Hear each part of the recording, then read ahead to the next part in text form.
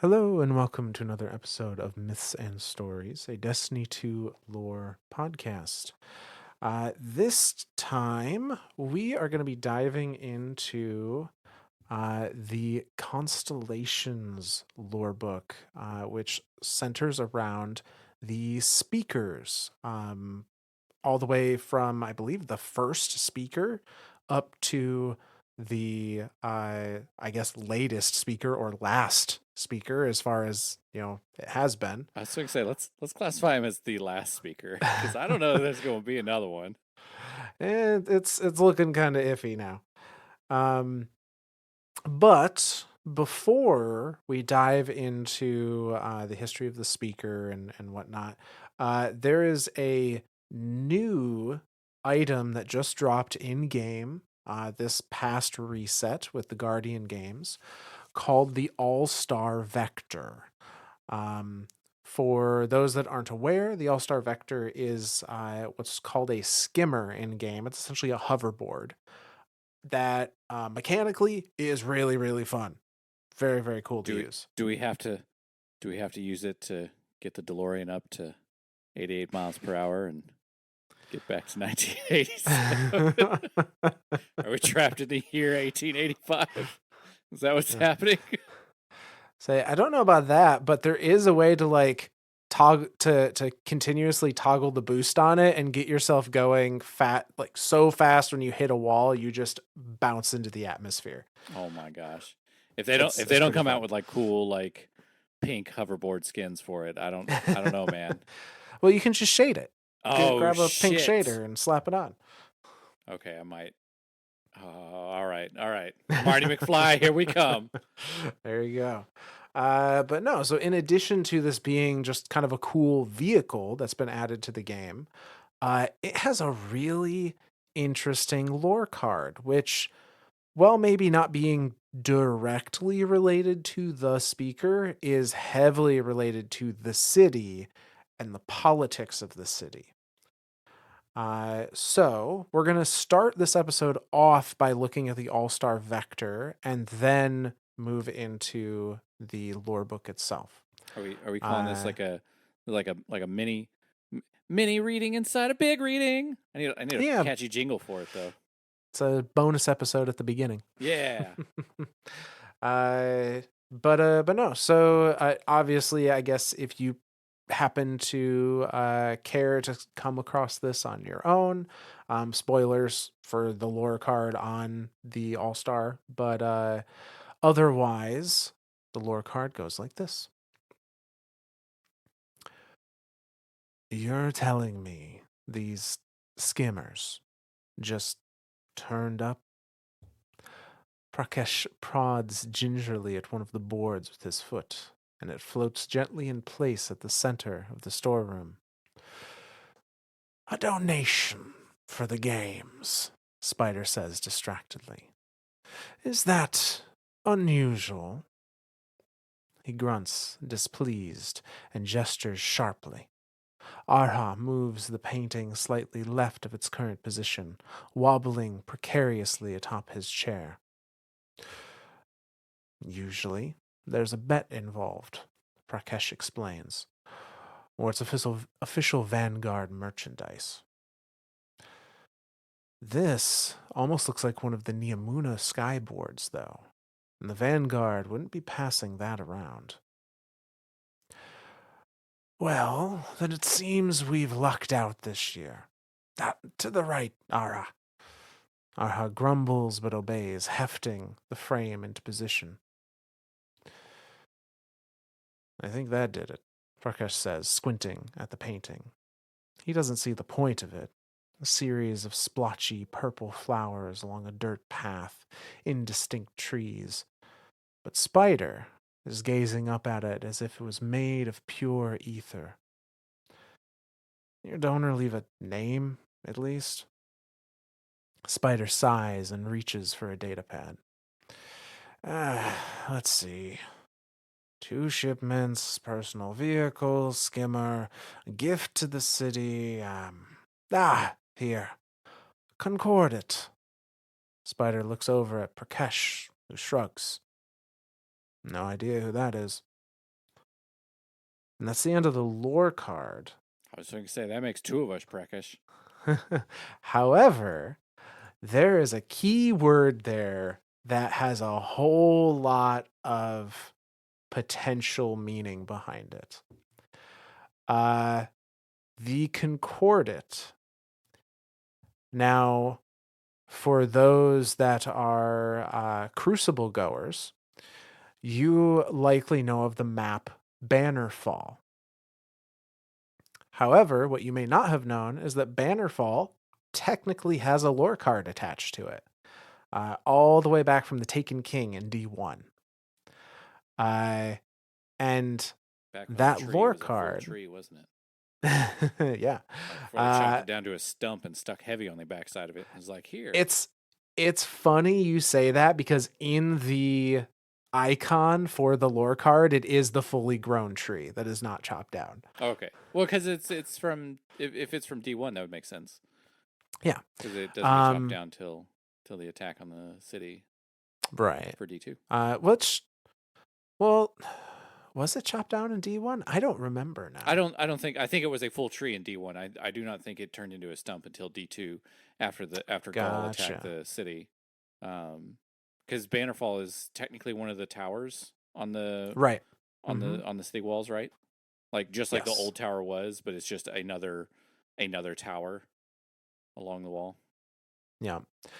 Uh, but there's a little interesting tidbit about Bannerfall in its lore card, which goes like this. Lysander and the Concordat mark the most recent example of a city political factions rising in opposition to the consensus. This site marks a legendary battle where New Monarchy's guardians rose to deliver the final blow to the Concordat, unraveling the war effort Lysander sought to bring against the vanguard. That's the end of that reading. Alexander sounds Uh, familiar. so Lysander was a leader of this group called the Concordat. They used to be a faction like New Monarchy or Future War Cult or Dead Orbit that was a part of the consensus.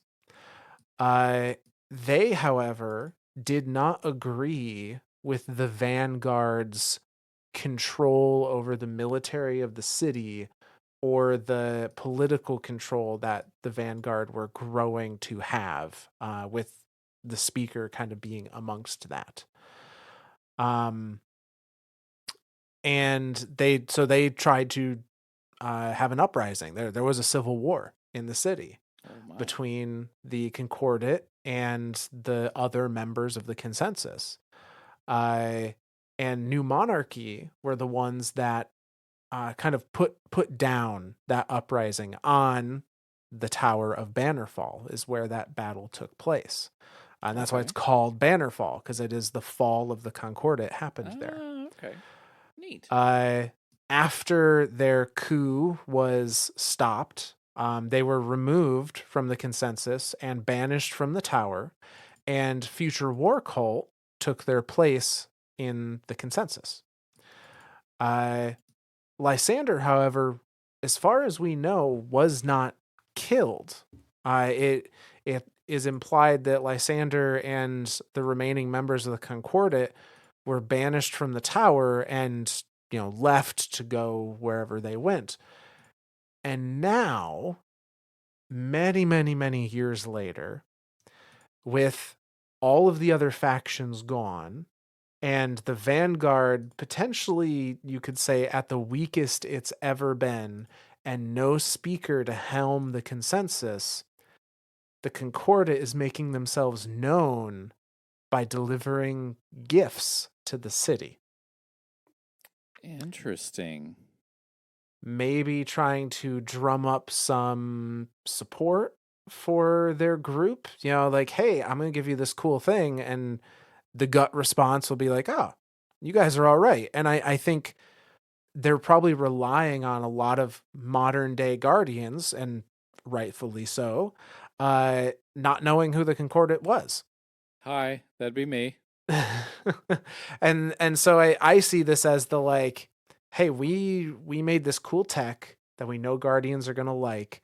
Let's hand it out freely and get in their good graces and find through that network of, that network of gift giving people that maybe aren't super satisfied with how things are going in the tower, and that we could draw into our cause and rebuild our faction. Yeah.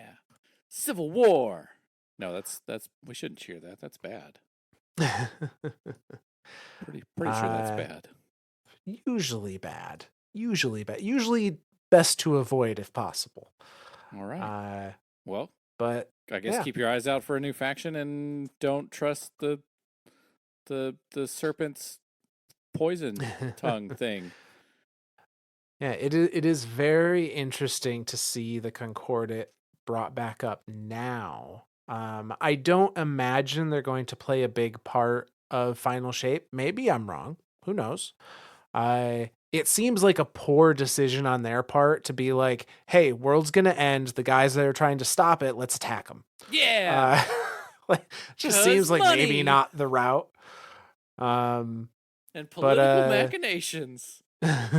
but the fact that they're reintroducing them here tells me that like there's a reason they're reminding everybody this group is out there and is still alive and kicking. Sure. So it'll be interesting to see how things go.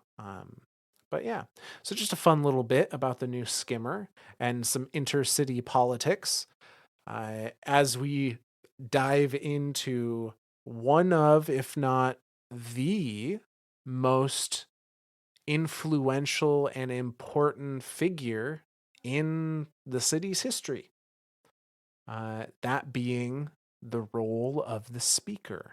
We're going to get into the lore book Constellation, which dropped with Season of the Dawn. So it's, a little on the older side, but it's not one I think is discussed all that much, honestly. And I feel like there's a lot of interesting information here because even in D1, we didn't really know much about the speaker. You really do just kind of get Uh, shoved into his office and yeah. he's like, "Traveler, new guardian. Now go on mission." And you're like, "Okay." Yeah, I mean that's almost literally what it is. It's like, I know you have questions. I'm not going to answer any of them. Just take my word at blind faith that we are the good guys, those are the bad guys. Now go fight. Yep. Uh and yeah. But the speaker existed even before the city did. The role of speaker existed before the city did. And they had a very different connection with the traveler at the start of that role than the last speaker. And so we see kind of the glimpses of that with the first chapter, which is titled Dreaming. And it goes like this: You are the first to dream. In the dream, you are shaping coarse sand with your hands. You lift a handful, and it feels like the shifting of mountains. You drag your fingertip through the dirt to make a twisting line and hear the roar of moving water. You breathe and feel the rush of clean, bright wind in your hair. And suddenly you are far, far up in the air, higher than you have ever been.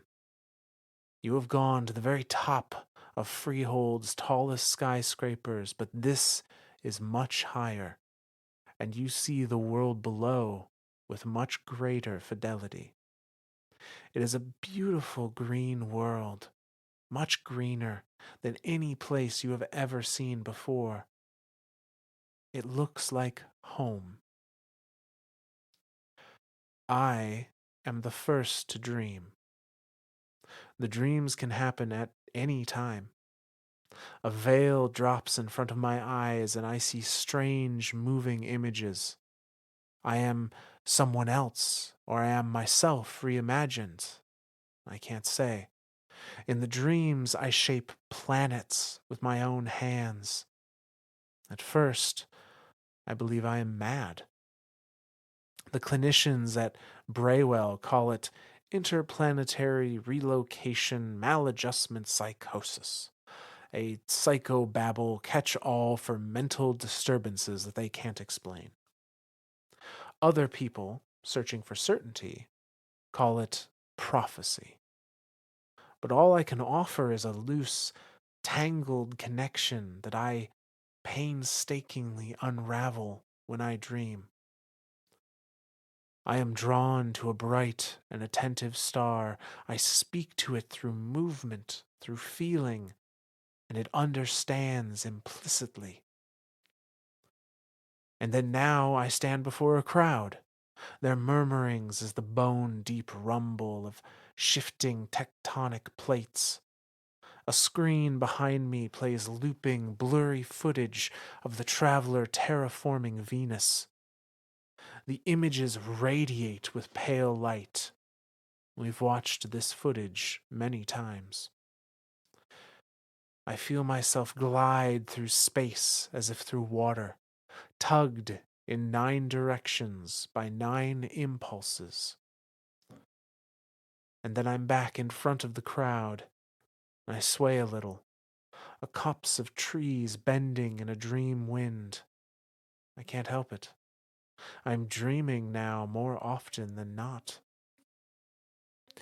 And I hear a whispering from the deep dark, alluring and terrifying, a reminder of things left behind, bittersweet and abhorrent. And then I'm back, and a crackle of static on the screen behind me brings me back to earth, resetting my feet firmly on the ground. These people have come here for my insights. I lean forward and speak to the crowd.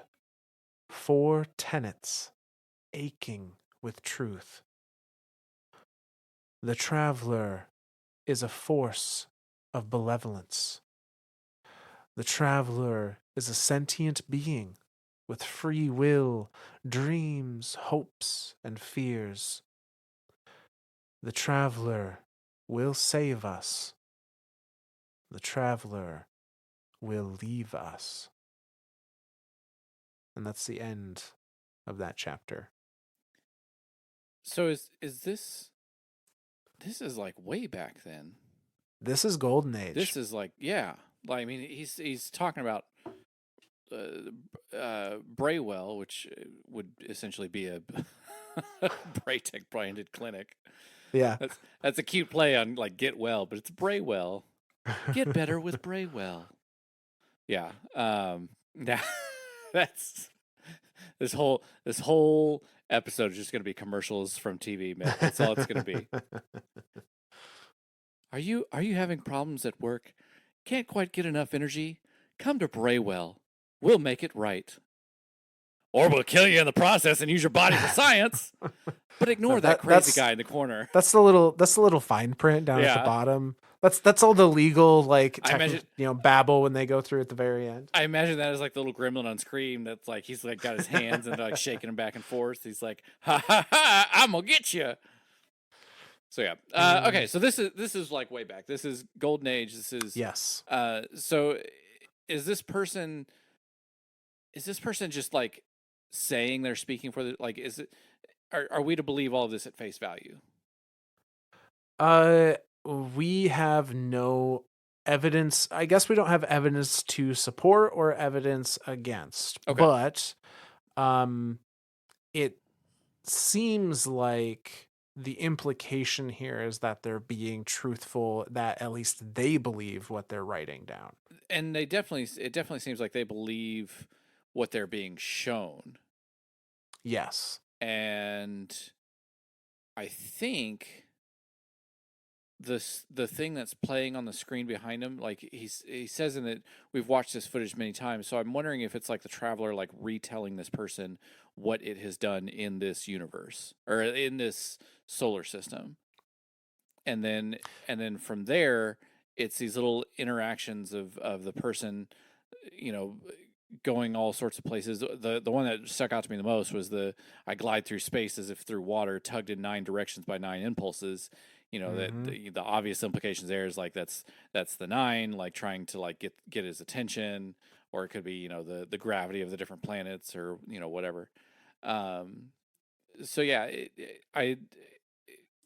it's I guess that's the hard thing, is like it's hard to say if this is a direct communication from the traveler to a being that's interpreting it and writing it down here, or if this is just something that is just exactly that, like a dream that's just kind of being made up. But I do like the four tenets at the end kind of set the what would you call that, set the pace for the rest of the future. that Kinda, yeah. that being the traveler's a force of benevolence, actively calling the traveler good. Like we see that throughout different lore entries. People asking, well, is the light good, is the dark bad? Like this, whatever this thing is being, whatever this entity is being told, is the traveler is a benevolent, a force of benevolence. And I guess benevolence isn't necessarily good or bad. Benevolence is just like a higher, like a higher calling, right? Like a higher, what would you call that? The benevolence by definition is to act with the intention of kindness. Okay. So almost Which, inherently good. yes and no. This comes down to the traveler may believe itself benevolent. It may believe that it is doing the kind, right, correct thing, but that Shit. doesn't necessarily mean that like the other end of that the receiving end thinks the same thing. I was going to say the witness also thinks all of those things. Exactly. Like that's the thing. No, in a battle, generally speaking, one side doesn't think they're wrong. Right. Like Both sides they are view convinced the that their other view is side as just the and one right, that's and incorrect. Yeah. exactly. Yep. Okay. So whether or not it's correct about this, it's giving itself its own point of view of being benevolent, which is kind of, I don't know. I guess that's a little what would you call that? High and mighty, like full of Yeah, themselves. a Anyway, little bit. the second being the traveler is a sentient being with free will, dreams, hopes, and fears. Uh, again, this is yet to be proven or disproven. I I am still I think I'm still kind of like on the fence. Like as soon as I get my head grasped around the idea that the traveler is just like a machine, and it is just a device that is being used, or that is like kind of like run rampant through the galaxy because it's missing the veil to control it, and direct its power, in a positive way, I guess. Um, or if there's like some dude inside of it that's like, hey, I'm the actual gardener and I've been trapped in this thing for years, or if it itself is a being with free will, but at least in this entry, it's being called out as one. So I guess we'll, again, at face value, if we were to accept all this at face value, then that's what it is. But again, that's neither known or Yeah, unknown. it's one of those things where and we have to remember that the implication is that this is the first speaker, that Yep. this is the first person that has a direct connection of some sort to the traveler. um we don't necessarily know that the traveler speaks to them and says like I am these things, or if it's just they experience these Right. dreams through the traveler's point of view and then infer based on that. Because and that's the thing, is like we don't know if it's direct words of descriptions of things, because like we don't even know, we're assuming that the traveler can speak to us in our language, like if it is a sentient being of a different world. Like I'm Right. still kind of amazed that we can understand Elixni and Cabal and Hive talk. Like I like the fact that there are multiple races around the, now again, I know part of that is because video game, but it's very odd that a majority of the universe of creatures that we've interacted with just so happen to speak English. Right. Or whatever uh languages on your Whatever your native whatever your settings are, right? localized Like game is. I guess everyone just has a universal translator in the future. Like that's, I love how that's how like most science fiction writes things Yeah. away. Like, oh well, everyone just has a universal translator. Like, all right, smartasses. Fine, whatever. That's fine. But no, so I think from the perspective of the first speaker, um, seeing the experiences as they described them, they dream of being the traveler, and in that dream it says, "I am drawn to a bright and attentive star. I speak to it through movement and feeling." And then again later on, it says, "There is a whispering from the deep dark, alluring and terrifying, a reminder of things left behind, bittersweet and abhorrent." Yep. So I'll touch on that line specifically in a minute, but all of those lines are emotions. Yep. It is, if we take this at face value, the traveler feeling emotions, which would tell me that sentience is a Yeah. requirement Yeah. for that. Absolutely. Definitely for the second half there, the dreams, hopes, and fears. Like Right. you don't have emotions without having. Yeah. No, I'm following. Now that last bit, there is a whispering from the deep dark, alluring and terrifying, a reminder of things left behind, bittersweet and abhorrent. Knowing what we know now, that does fit in line with the witness. That's true. The traveler abandoned this civilization.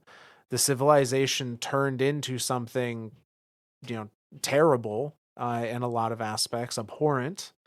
And there could be those bittersweet feelings of like what that civilization once was, or maybe feelings of guilt of like if I had done a better job guiding them, or if they had just not, maybe because the traveler never guides. I should say the traveler gives opportunity and then lets people make of it what they want. That's Um, true. so maybe it's just a bittersweetness of like, oh, they were so close kind of thing. Like a regret. Not Um, well. No, I guess it I wouldn't guess be regret. kind Yeah. of regret as to the path they took. Sure. Uh, But not necessarily regret of like giving them a golden age and being like, oh, but then right, they threw it in my face and I ran away. Like, darn right. it, that sucked. But the witness would be abhorrent. The witness would be terrifying to the traveler, I imagine, and could have those feelings of regret, that bittersweet, kind of thoughts of the past. So like that does line up with what the traveler may be feeling, if the traveler can feel. Sure. And then of course the last two there, the traveler will save us, travels will leave us. I feel like that's been true everywhere the traveler's gone. Like it saved everyone with Very this much golden so. age and then just left. It saved everyone from something and then abandoned them to something It was else. like, well, I can help you live 300 years. I can't help you outlive that. That darkness Yep. thing that's coming this way. Nope. Nope. You're on your own. Bye, guys. Bye. And I like the idea that the traveler will leave us also has multiple interpretations. The traveler will save us also has multiple interpretations. But you could say that the traveler already left us, like it hibernated or whatever at during the collapse, and for all intents and purposes was gone, was Sure. dormant, not doing anything for quite some time. Unconscious would Uh, still constitute some form of gone, which would also right, imply like some sorts of consciousness as well. Like, yeah. yeah, yeah. So that could be implied. It could be that the traveler had at one point intended to like give us the light, give us technology, and then be like, "All right, I've set you on your way. I'm going to go to the next civilization." Like it's just doing And this autonomously and like it doesn't even know that it's being chased by the darkness. The darkness just so happened to be following it. maybe, yeah. But yeah. So a lot of interesting things here. But again, this was at a time where like this person, we would classify them as the first speaker. They were classified during the golden age as like having a mental Yep. disorder. Yep. I love the way they phrased that too. They just picked like all the things that he was talking about and put them in medical terms and then just labeled him as said medical terms. Yeah. I was like, that's not I mean, that I guess that is how medicine works, but it's not helping anyone, Braytech. I mean, it is Braytech. Like That's kind of they that's mainly what help themselves. that's what I'm getting at. Give us your tired, your money, you're poor, your money, you're weak, your money. Also, your scientists. But so the next chapter, um, it seems like this is a different person, a different speaker, a little later down the timeline. I and this at this point they actually have the title of speaker. Now don't know if that's like recognized internationally or I guess intergalactically, Intersystemly? intersystemly.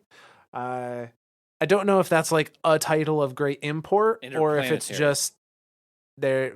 Well, that's only one planet, No, isn't that'd it? only be one planet, wouldn't Regardless, it? uh, Sorry, I'm trying to figure this word out. I don't know if the role of speaker is like of great recognized import across society, or if it's just a, like they've named themselves this in their own little cult kind Like of they're thing. like they've just decided I'm the speaker because this thing is speaking to me, and everyone's like, Right. "Okay, Bob, go back to work." But regardless, this next chapter is titled Severing, and it goes like this. You feel it before it happens. It has happened before. You feel deep in your bones that this thing has chased you across galaxies like an unshakable dread. It strives to undo. It will undo you. It will undo all of us. First is suffocation, and then pain. The pain isn't localized to any part of you, but to all of you and beyond you. You want to run, but you are pulled in all directions by opposite and equal forces that hold you perfectly still. It is inescapable this time. You are losing everything that you were. You are bleeding silver into the air like the air is water. You watch your silver blood float away from your body, empty, empty, empty. I am the speaker who witnesses the end of the world. Through it all, I am overwhelmed by torrents of sharp, static images, sometimes so fast and constant that I can't see or hear. The traveler is babbling, telling me everything and nothing all at once in fast, stereoscopic, waking nightmares. I am myself and not myself. And I am pulled in and am stuck in a web of black spider silk, frozen in the mind numbing silence of space. And I'm back. I have no answers.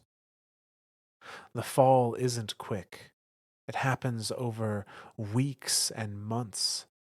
Cataclysmic disasters, natural and unnatural, flattening human settlements on every planet.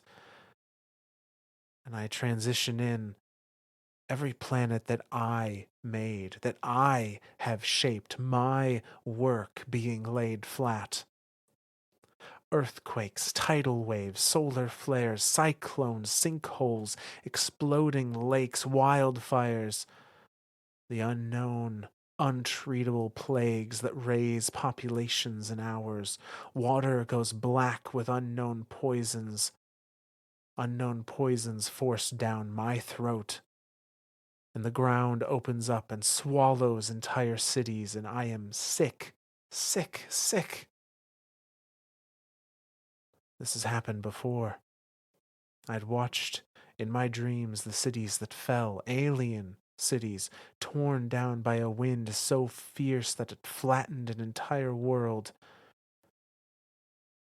And it's not my fault. But this is different. The traveler has not left us. Something new, half remember and wished forgotten, this false sister has arrived. I don't want to abandon you. And I watch on crackling video feeds as people try to escape the outer planets. Exodus ships burn like I will burn. They burn with thousands upon thousands of souls aboard, and we gather in frightened, huddled, trapped, stuck, doomed groups in relief outposts, hoping against hope.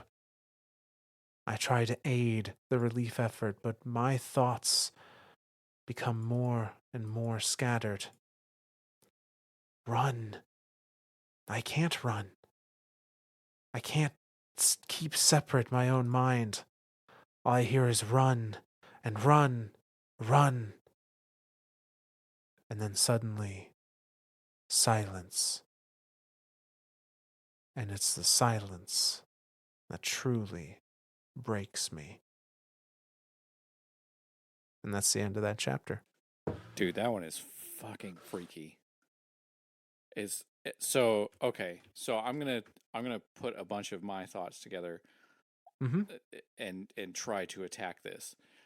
First off, it's very hard to translate what is being written here into spoken, but I think you did a fantastic job because there are portions throughout this text that are they have these like double parallel lines around them, and it's like the person that is writing this is being transported into another person's consciousness, and that second person is speaking these lines while the first person is still saying the lines. So like at the end there where it's like it says I try to aid the relief effort, but my thoughts, and then it breaks, run.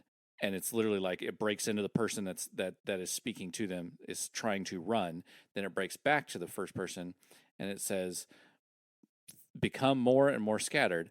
I can't, and then the person inside again says run, keep separate my own mind, and then the person inside breaks in run, and the run travelers. So it's like it's the person on the inside I think is the traveler, like direct Yes. speak from the traveler, like the the collapse is happening like this. All of this is essentially describing the collapse, Yeah. and the fear that is actually so looking at all of this and looking at how it is written, i'm I'm inclined to believe that the traveler is a sentient being. I'm leaning further that way with this reading. Like this, Yeah, I think so. like there is a speaker here that can talk with it. It's not a very um I think it's very well, maybe in the beginning it was very picture driven or scene driven, like the pukas, right? Like the puka would like, in order for the puka to like convey words, it would like touch Elsie and like make her relive something to feel a Mm-hmm. feeling, and then she would have to like kind of interpret that. So I think maybe in the beginning that's what's happening with the traveler and the witness, but it seems like at this point like it is actively talking, and it's almost like a possession, like the Right. traveler is possessing the body of the speaker and talking through the speaker. So yeah, I'm inclined to believe that it was sentient at least up until this point, because then at the end like it's like silence, and then that's what fucking breaks him, because like now he doesn't have somebody that's talking to him, that's speaking through him or Right. them And or it they or she. and if the traveler is no longer speaking to them or through them, then I think in their head the implication is because it's Is dead. dead. Yeah, no, absolutely. If it's a sentient being and it's no longer communicating, like that to me would be, especially if it's a higher intelligence sentient being and it is no longer Right. communicating, like the only way you have, if it's a complete shut off silence from like these waking dreams and this almost active possession thing that's happening, where it's starting to speak through the being, then yeah, that the only perceived notion would be that sentient being is dead. So there's a couple of pieces that I want to outline here because I think this is one of the most complete, if not the only true like retelling from the traveler's perspective or around the traveler of what happened during the collapse. Yeah. And I think the first part of this lore card and probably the one previous is being told almost first person from the traveler's point of view. I think you're right. The You feel it before it happens. It has happened before you feel deep in your bones this thing has chased you across the galaxies. Like that is describing what the traveler is feeling. Yep. Um and so there's a couple with that assumption, there's a couple of things that I think are really interesting to point out. It says first is suffocation and then pain. The pain isn't localized. It's, all through you and beyond you. You want to run, but you are pulled in all directions by opposite and equal forces that hold you perfectly still. So that's the first thing I want to touch on. This implies that the traveler in this moment during the collapse wanted to leave. Yeah. Didn't stay because it decided like this is where I'm making my stand. It stayed because something trapped it here. Yeah. And the thing that comes to mind for me immediately is what we saw during Lightfall, where the traveler was encircled by the pyramid ships. And it's saying forces pulled in all directions by opposite and equal forces that hold you perfectly still. I think that perhaps the witness didn't have the pyramid ships on previous attempts to capture the traveler, and they were specifically designed to prevent it from being able to flee. Oh. And so when it showed up this time and the traveler's like, I'm a piece the fuck out, Like, I got you it now. it couldn't, Yeah. because the witness had finally devised something in the form of these pyramid ships to prevent it from being able to leave. I'm inclined to believe that. Especially if we think of the all the pyramid ships are like infused with darkness. That would be the equal and opposite force of the light, that it Right. literally couldn't, like, they nullify each other in the same space. Well, and just that image during Lightfall of like them encircling Right. the Yep. traveler in a very uh conscientious pattern, like a very precise Like pattern. a Like, why ritual, would like a you do that? ritualistic. Right. Yeah. Like, why would you do that? But it would make sense if they're forming like a net of energy, holding a magnet between a bunch of other magnets kind of thing. So it floats but can't go anywhere. Sure. Like those little desk globes you get that you Yeah. can accidentally hit and knock them, and then you're they fall and roll all over the damn place. Yeah, one of those. Yeah. The traveler just needed a good smack to get it out of there. Telling you, just give it one good smack. That thing will go flying. No amount of. Well, I guess this is magnets in all directions. I guess those little desk ones only have 2 magnets. I guess 3, one on top, one on bottom, one in the center. Like, The other bits that I want to touch on, in this first section here, it continues. It is inescapable. You are losing everything that you were. You are bleeding silver into the air like the air is water, and you watch your silver blood float away from your body. Now, the that's got kind to of be the ghosts. right, it's interesting. The genesis of the ghosts, as told in game, is that the traveler either sacrificed itself to make the ghosts, or the traveler was wounded and the ghosts were born of that wound. It's possible that the ghosts, it almost sounds like it wasn't intentional Yeah. Yeah. here. like it got stabbed, and by it being stabbed by whatever, like all these little things started flowing out of it, and you're just like, oh god, that weird. Oh, dude. Okay, so if we think of this as like on a molecular structure, like if we go micro with this, each ghost would be like one droplet of blood I mean, maybe. in this machine, like in this sentient being. I mean, if that's the case, like how many blood cells does the average human have? I would not even know where to begin with that question. Like, you see what I'm getting at, though, right? Like, that's a lot of freaking ghosts. Right. No, absolutely. Uh, so there You're fighting is yourself on Googling this, aren't you?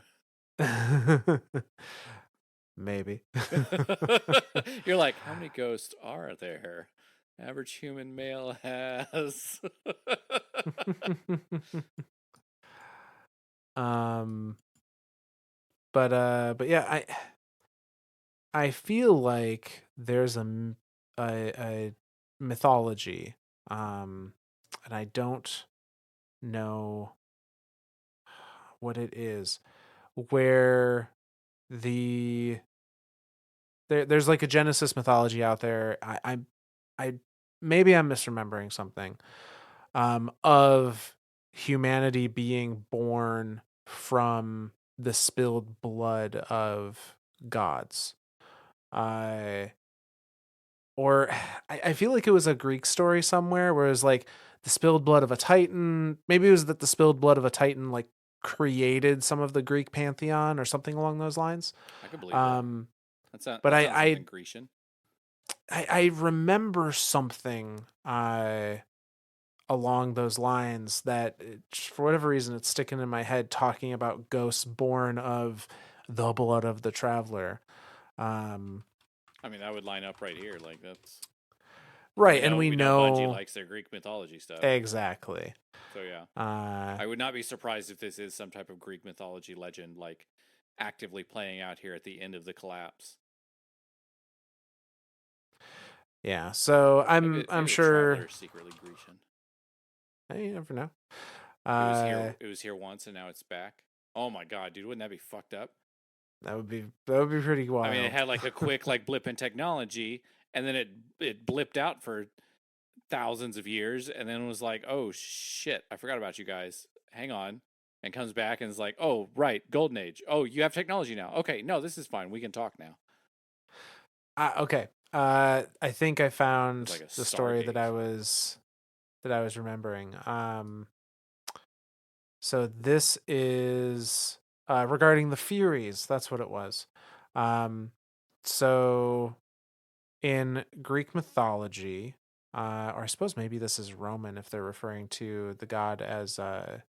Uranus. Yeah. Um, but in that mythology, Uranus, who is the personification of heaven, uh, emerges from primeval chaos, um, and is pierced. Their body is pierced, and from their blood is born the Furies, uh, the giants and the Malay. So just one of those connections of a god that symbolizes heaven, the personification of heaven, is wounded, and from that wound, beings are born. Just some These are interesting. these are some deep cut mythology things, Myth. I'm just saying, It, like, who's ever writing this stuff at Bungie has they're really stretching their legs with this degree. Like, yeah. good on them, but Jesus Christ, these are like these are like a kid like telling story. You remember that one time when I was like at gym school, and then like the socks came off, and then they were like stuck to the wall, and then like the teacher was like, "Hey, it's like spaghetti," and you're just like, "Hey, that was kind of like spaghetti." Like that's what these stories feel like, right? Like they're not, they have nothing to do with anything that's of any import in this universe, but all of a sudden now it has like meaning to it, and like here's like, yeah, and that spaghetti was the blood of the traveler. Like, this is Yeah. Well, I will. I'm not going to claim that the Grecian story is directly related to the events of Destiny, but it was real close. it's kind of cool to maybe see a peek behind the curtain at what the inspiration might have been. Absolutely, absolutely. I do like the imagery there though of not the spaghetti and sock on the wall thing, but like the bleeding out of this being, and then that blood becoming individual sentient beings, and then Yeah. like channeling light to the people that it finds. Yeah. So beyond that Oh, would that make first the ghost white section, blood cells? I mean, kinda, right? They're attacking the bad things. I like it. Oh, so they're the white blood cells and we're the red blood cells then. Because we're just Sure. the helper. Yeah. Like we're not actually doing anything. Yeah, there you go. We're just a pawn. We're just the vessel for oxygen. Oh my god. But no, so moving past that first section, there's one thing in particular that I wanted to highlight in this second section, which is being where the traveler's thoughts are like breaking into the speakers. Um, so uh, the traveler describes himself as being stuck in a web of black spider silk, frozen in mind numbing silence. Again, I think that's kind of that net from the pyramids. Yep. Um, this feeling of like watching everything they have made, all of their work that they have shaped being laid flat and, ruined essentially. Saying that poison is being shoved down their throat. Saying that I am sick, I am sick, I am sick. Uh, and inter- the first interesting bit is where they say, this has happened before. I've watched in my dreams the cities that fell, alien cities torn by wind so fierce it flattened the entire world. That's the speaker saying, and then there's a break, and the traveler's thought comes in saying, and it's not my fault. Yeah.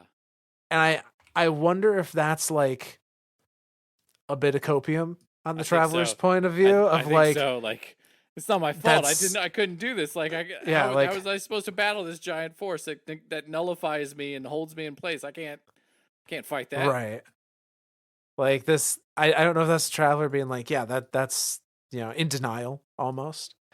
That's why Which would that's mean that the traveler is not like infallible or omniscient. right, right. Like it's not a god. It's just another sentient being in this It's just universe. a very powerful being, yeah. Yeah. Uh this one is really juicy. I so it says, but this is different. The traveler has not left us. Something new. And then it breaks into the traveler who says, half remember and wished forgotten this false sister. I'm telling you, it's Savathun. This whole world, this whole I universe runs off of Savathun. Wish magic. I would maybe say that the false sister in this case is perhaps the veil. Oh shit. It's sister to the traveler, not one of the Right, because three it's the sisters. traveler it's the traveler's point of view saying half remember and wished forgotten this false sister. Oh my. Isn't So that like an like anti-traveler? well, we know they were connected at one point because Asa told us like they're two halves of one whole. Right. But that the last time the traveler would have seen the veil was a very, very long I mean, all the time way back at the ago. witness, like Right. way the hell back, eons ago. So it's this interesting of like maybe the presence of the veil is also something that's causing the traveler to not be able to flee. Like because it's in the near Uh, vicinity that it's finally like locked it down. right. And then we see some other little bits from the traveler. I amongst the feelings of the speaker, the traveler breaks in and says, "Don't want to abandon you. Um, like I will burn up. I'm trapped, stuck, doomed. Run, run, run, run, run." So the traveler seems very they've given in, like Yeah. they've accepted like my fate is to end here, get out if you can, So kind of maybe thing. it's no longer trying to tell itself to run. It's not like the syndrome of like my legs are jello and I'm trying to tell myself to run. It's actively trying to tell the speaker to run, but because the speaker can't really interpret it because it's being shown all these images all at once, all happening so fast that it can't like the speaker can't themselves interpret them. It might the speaker might be thinking that it's talking about like, oh, I'm trying to make myself run. And the speaker's like, I don't understand. I can't help you run. Yeah, that is an interesting one I hadn't actually thought about. If like that's the traveler trying to tell itself like move, do Yeah, like get something, out of get here, away. but because it's locked down Uh and trapped, it can't. it's screaming that, and then it becomes a misinterpretation from the traveler of like, oh, maybe that's what it's trying to say. But then from the point of view of the traveler's like trying to tell everything else, like, hey, I'm stuck. You get the hell out of here. Like you run. If I can't run, you run. Yeah. But even then, like where are they gonna go? Right. Like Yeah. Like what if are you it's futile either way. yeah, yeah. But no. So very interesting telling of kind of the events of the collapse. From a unique perspective. So that brings us forward in time a little bit in the next chapter, which is titled Waking. And this one goes like this: I am the first speaker to see a ghost. The way we tell it, after the collapse, the traveler cut itself into thousands of tiny pieces and sent them out into the world.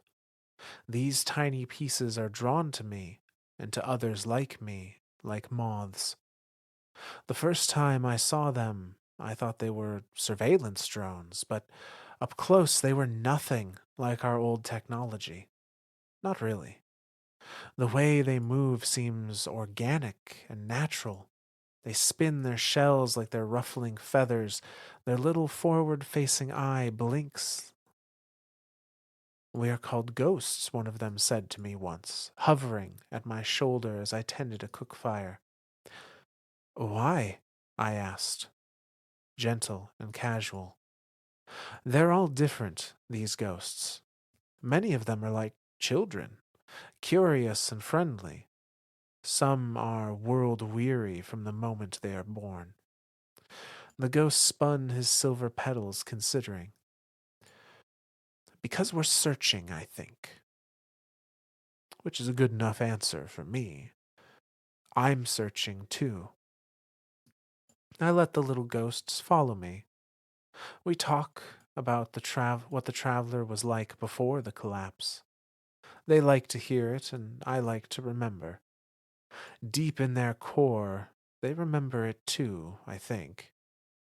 They remember a time when they were all in one piece. Still, they like to ask what the traveler told me, and I recount all the dreams that I can still remember. I haven't dreamed since the collapse, and this is almost like dreaming again. Today, at twilight, one of the shy and quiet ghosts who has been lingering at my side asks if I will follow her out into the valley. I should say no, but she sounds hopeful, and I am curious. We travel for several hours. The land here is recovering, not just from the collapse, but from the time before it. Resources for our settlement are scarce, but nature is creeping back in, and nature is cruel now. It's been starving and confused for decades, jostled out of its natural order, and now we reap the consequences. Wolves steal our livestock. Mange ridden bears wander through our compound late at night, pawing at our doors. The land is so thick with the memory of poison that it won't grow crops. We protect ourselves from this recovering world as best we can, and we rarely go out at night. But I am drawn by a curiosity that feels beyond me. The ghost leads me to a barn with a sagging roof. She asks me to wait out of sight. She says, I think you'll scare her. And I don't fully understand what she means. I crouch and watch as she hovers over the years old remains of a person, barely recognizable as something that was once living. And the ghost floats over the body nervously, and then scans it with a pale light. And in front of my eyes, Flesh grows over old bones, and tattered rags stick themselves together.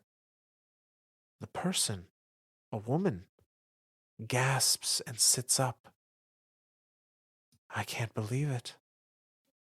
And the ghost hovers close to her new companion and says something quiet and reassuring. I can't hear. I feel amazed, and then jealous, and then ashamed. And that's the end of that chapter. Are we seeing like the first res? I think very either the first or one of the first. It's got the first that the speaker sees for sure. Yes, for Like sure. this is the first time something has been resed into a light bearer in front of the speaker for the traveler. I'm going to say Yeah. for the traveler because I think at the time of the collapse when it went silent, I think what the most recent traveler said of the whole like I say I speak for the traveler, I never said it spoke to me. I think that has become true Yes, I as think of that so. moment. So I think the traveler did used to speak to the speakers, and the speakers would therefore then say what was being told to them to the masses and be like, look, I can see what's happening here. I can help guide people. Um, but like at this point in time when this res happens, like no, there I think it's still a silent white ball in the sky. Um, Yes. but holy And shit, like this is yeah. an experience. Like And I do think it's worth pointing out, I'm pretty sure that this is the same speaker that saw the collapse. So this is the same speaker that heard the final words of the traveler. right. So so I guess there's been a question that's been kind of poking at me this whole time. Speakers aren't light bearers. Correct. Speakers are just dudes. Yeah, as far as we know, none of the speakers referenced so far in the book, and certainly the speaker that we knew in game were not light bearers. Had no ghost, had no connection to the light. Just the traveler chose them, started speaking through them, and then once it stopped speaking, I guess they just kind of like started like. I guess how does that pass on? There's no way this is the I same don't know. speaker from. No, no, I don't think so. Like, how do they choose a new Because speaker? if They they shoot a don't bunch have of ghosts, guys. they would be mortal. Right, exactly. And it's just the thought of like, how do they choose a new speaker if the traveler's not speaking? Is like some random dude come and go, yeah, I heard the traveler. He said we have to give me donuts. So yeah, like are they like weed them out like that? Like okay, well clearly that guy isn't hearing the traveler, but then the guy next to him that's like, yeah, I heard the traveler too. He said we should build a city over there underneath it and worship it. And they're like, oh, okay, maybe that second guy was right. Like maybe the first guy was wrong. But what if the first guy Yeah. was right? Like what if the traveler was telling everyone to give him donuts? Like I don't It's know. like I really have a hankering for That's donuts. what I'm saying. Like, and the Uh, traveler told me, "Give me donuts," and is telling me he told me that to come tell you that because you can't hear him. Like only I can hear him. Then it makes him just sound like a crazy person, right? Like that's so I think the implication is probably that no one hears the traveler yeah, during this time when it's dormant. And it is an interesting question. The speaker, the first speaker at least, or I should say the speaker during the collapse and during the this lore card, having come from the Golden Age, presumably would probably still have a much longer life than a typical human. Um, our age human at least. sure, Uh, we don't know how old they were when the collapse happened. So let's say they were 100 years old when the collapse happened. They may still have 200 years worth of life to be the speaker. sure. But I do not believe that this speaker is the one that we have in game during D1. There's just way too much Yeah, time that's no way. passed. I mean, again, using Petra's point of reference, 1,600 years Yeah, at a minimum, just to get back to like the Dark Age. right. So it does bring up the question though of how how do you decide some who's the heir to the speaker throne, and they may tell us in later lore cards. I would envision this going in the route of the speaker becomes more the storyteller, Sure. more the person that keeps the The stories of legend the going. traveler alive. Yeah, yeah, yeah. And it's probably less of like someone comes to them, and it's more they pass down via oral tradition to someone that seems to also be very devout or have a connection to the traveler on not not in the same way they did with dreams, but on like a spiritual type level. Sure. Um, That's a it, dangerous thing to. oh, it is. It is for sure. Yeah. It's interesting the way that they word this. The second sentence in this lore card says, "The way we tell it. After the collapse, the traveler cut itself into 1,000 tiny pieces and sent them out into the world." That almost sounds like this speaker acknowledging that that's not what happened, but that it's a better story for people to believe in. It's a story that people can swallow. Like Right. so the implication is the real thing that happened is so unbelievable that like we won't even tell it. Or so terrible. That too. Like the Yeah. if the true story of the ghosts is that the traveler was, wounded, was cut open and its blood spilled forth and its blood became the ghosts unintentionally, that's not nearly as reassuring for people in a very harsh world as the traveler sacrificed itself and turned itself into these tiny little motes that are reminders of, that it's still watching out for us, kind of thing. I like very different story Oh yeah. that brings would bring more comfort to people other than like the traveler was overcome, split open, and these little guys floating around are his blood cells. It's, I feel like that version is more believable though. Is that wrong of me to think that? But people during this time don't want They believability, they don't want they comfort. want comfort. You're right. I fully acknowledge this, but like there's got to be one or But two yeah. realists out there that are like, "Hey guys, don't drink that. Like don't put that metal thing in your body cuz that doesn't seem correct." uh, but it is interesting just the way we tell it. That sentence makes it seem like this story is knowingly being skewed. Yeah. Yep. But yeah, so moving on to the next chapter.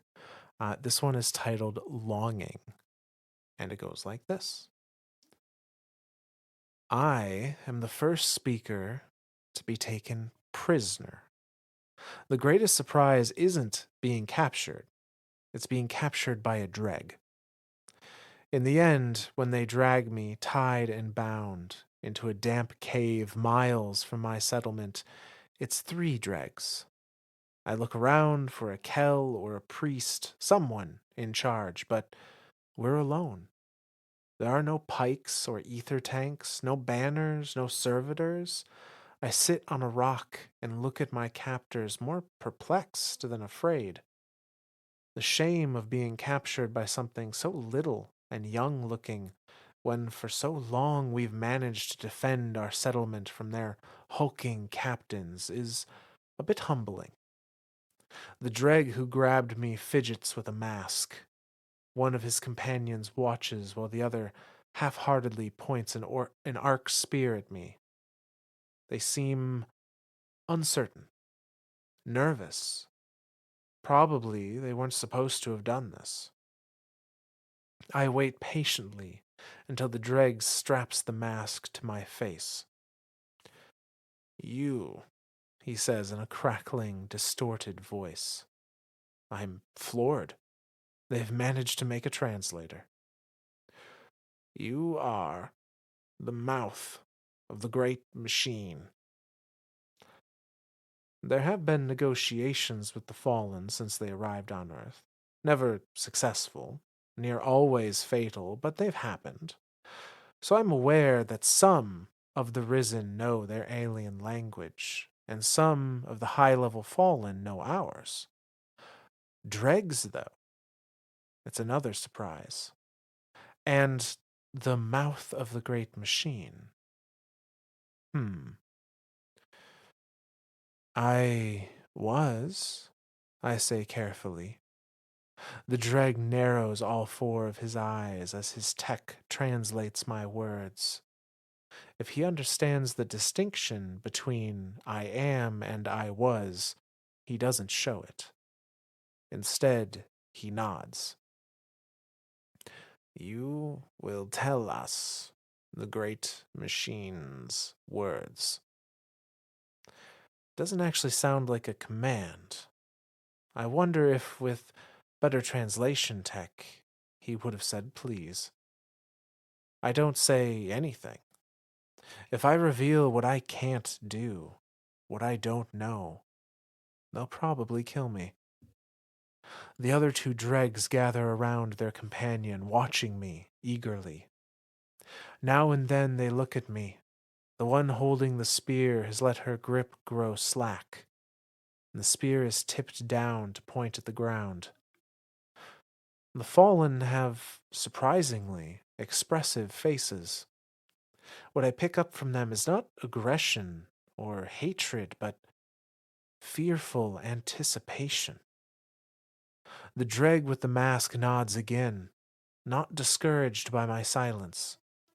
This time, when he speaks, I can hear his hope, even through the mask. Why did the great machine leave us? I stare back at him. Any fear I felt before dissipates. Instead, what I feel is a grief, partially forgotten in the chaos of trying to survive, and a deep and abiding kinship with the enemies who have pursued us. My voice is very quiet when I finally speak. I don't know. The other two dregs look at their friend waiting. His expression twists with confusion and then disappointment. There's anger there too, but it's overpowered by something else. A very familiar sorrow. And we sit in silence for a long time. And that's the end of that chapter. This is like really sad. This is a really sad entry. Like I'm partially like what would you call that? I'm feeling for the dregs. Like I'm feeling for the Mm-hmm. fallen. Like I'm compassionate towards the fallen in this reading, to think like these guys are just lost. Like they don't know what to do without the great machine, and now they found it again and it's not doing anything. Like it's just sitting there, but then there's something of this new species that says it can speak. And here's the traveler, and well, we're gonna go ask him questions. Like clearly, the great machine knows how. Like I don't know. I'm very. This makes me sad, Myth. It's a very it's a very sorrowful exchange like this, and especially On both knowing sides, though. Like the like yes. on the side of the fallen, to look at the great machine and go, here's someone who can speak for it. Why did it leave us? And on the other side of the speaker going, I don't know. It doesn't talk to me. I can't help you. I'm sorry. Like this is sad, Myth. This is sad Zor now. It's I mean, yeah, it is one of those moments in destiny where I rival the barrier between rival species is broken, even if just momentarily, by And these are like dregs. These are like the shared lowest level. right. Like this isn't an Like archon. There's no priest. There's like these are dregs that clearly have gone out and done this on their own. yeah. That are like are like many fallen, I imagine, are desperate for those answers. Yeah. Like they by no means are the first or only Elixni to wonder this.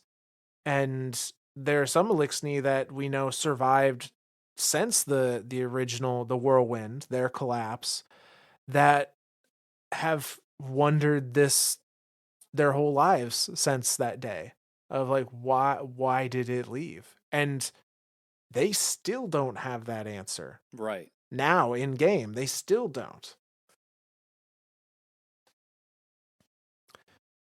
So That's sad. That's sad. Zor is sad.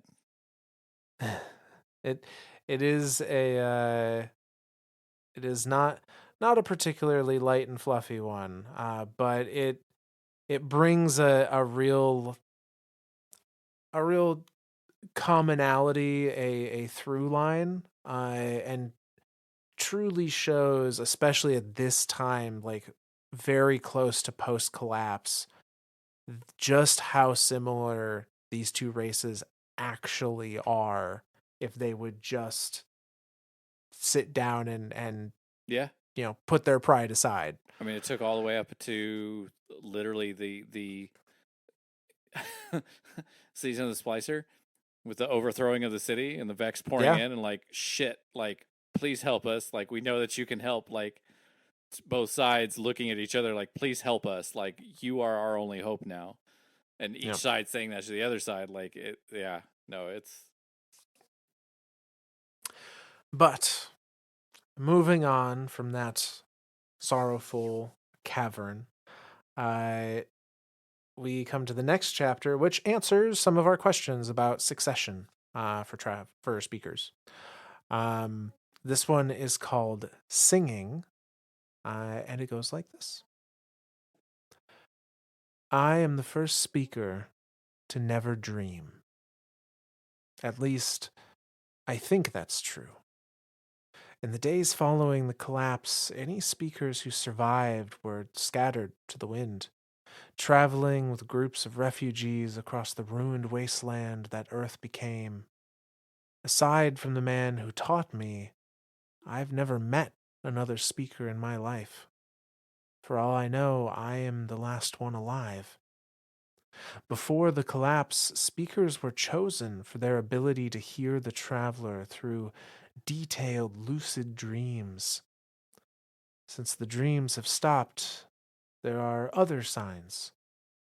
Ghosts follow us.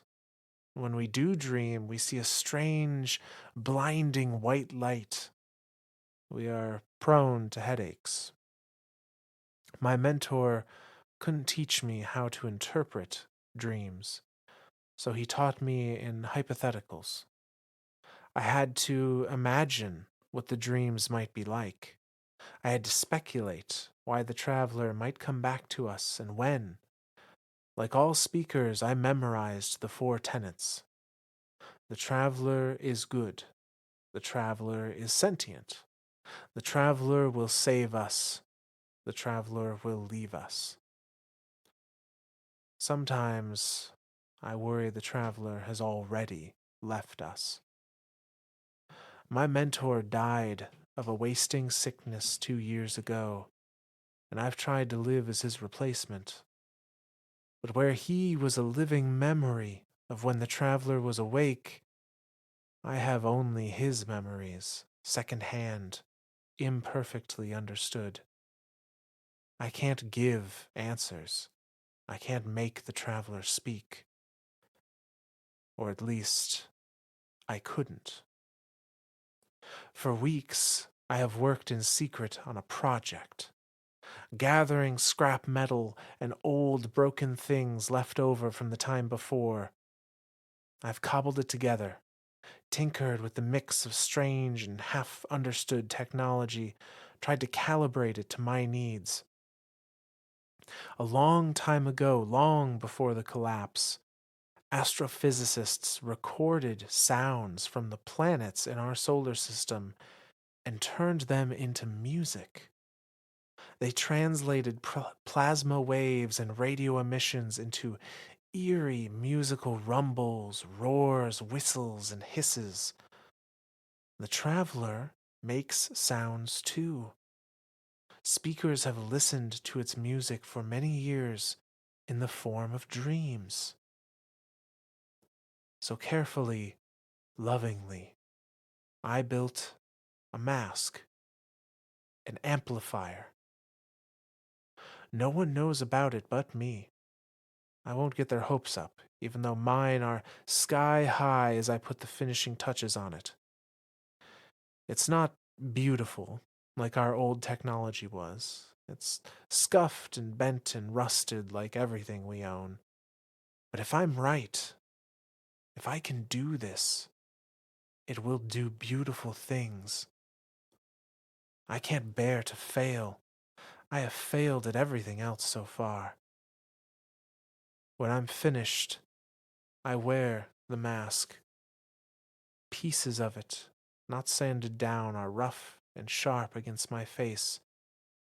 But I dream for the first time in my life, and in it I have cried out unheard for so long that my voice is raw. And that's the end of that chapter. Signs of hope. Holy shit. Okay, maybe they can hear it. Well, this, I don't know if this is the speaker's mask as we know it in Right. game, or if this is like the first iteration of it. Like the first prototype of like, how do I amplify these sounds and make them into something I can understand? And then like almost like a CPAP machine, like goes to sleep with it on and then has this dream, and in the dream, like again, it's hard to translate into spoken word, but there's a cut here that shows as if it is the traveler speaking again. Yeah, like the traveler has been calling out for somebody to hear it, meaning it is still alive Yeah. and present enough to be sending signals, to be calling out. Uh for so long that like it's losing power just by continuously calling for somebody. Yep. Now the question is this mask, this amplifier, uh does it continue to work for other speakers down the line?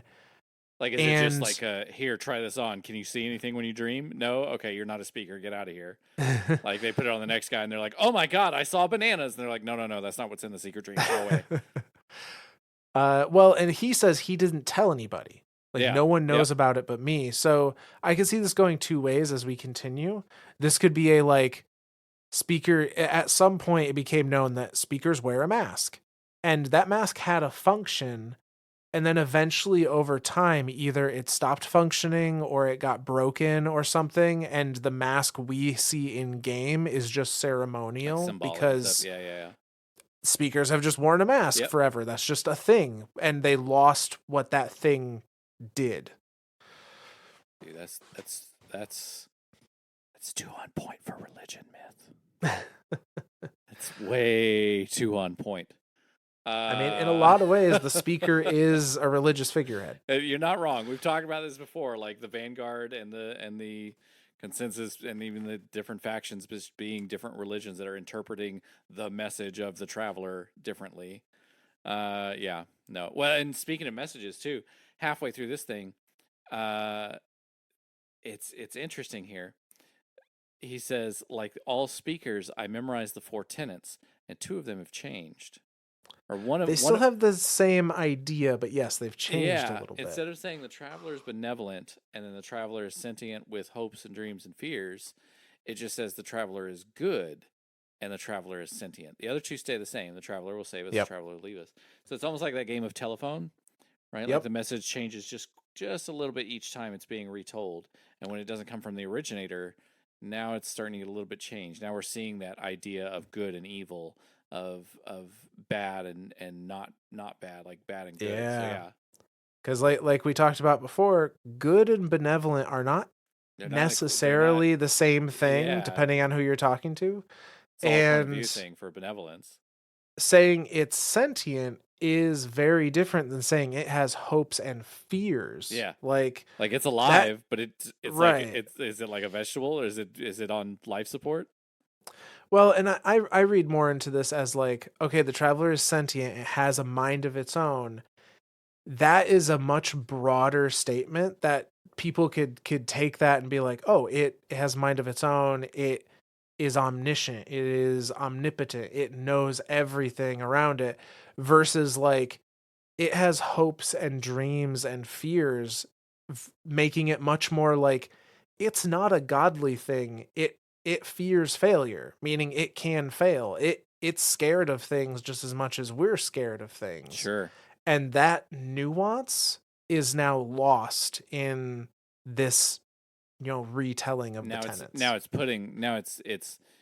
It's inadvertently putting the traveler up on a pedestal and saying worship this Yeah. thing, like this thing is a god, like it is good, it is everything, and that is right in the world. Yeah, no, you're right. That's yeah, that nuance is, this is way too close to religion, man. This is this is too spot on. But with this mask now, this speaker is able to dream. Um, that brings us to the next chapter, which is entitled "Building," and the this chapter also has an opening section that seems to imply that the traveler is able to communicate with the speakers once more via this mask, presumably. Uh, but the entry goes like this: You are the last remaining star. In your dreams, you see yourself suspended in bright but flickering light, staring out over a world half destroyed. You see thousands of pieces of yourself in that world, stumbling through it like infants, wandering in labyrinthine ruins they don't understand.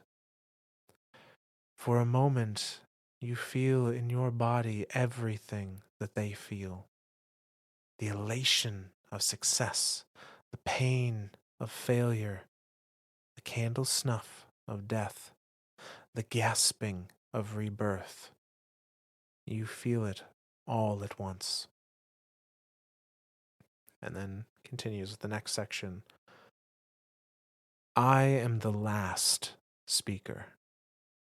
I am the child of two self-exiles, and I live in a settlement in the shadow of a looming mountain.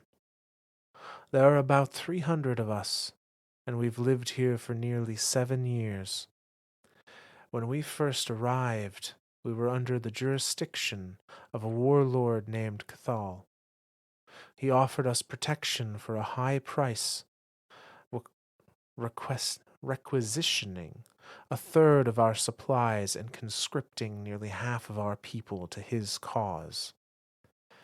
The actual protection he provided was limited. The warlords used our valley like a battlefield, crashing through like giants who couldn't see the lives they were ending. They could. They saw us. They just didn't care. The Iron Lords drove Cathal out nearly a year ago, and we've lived in comfortable independence since then, with little oversight from our risen saviors. Our people voted for that.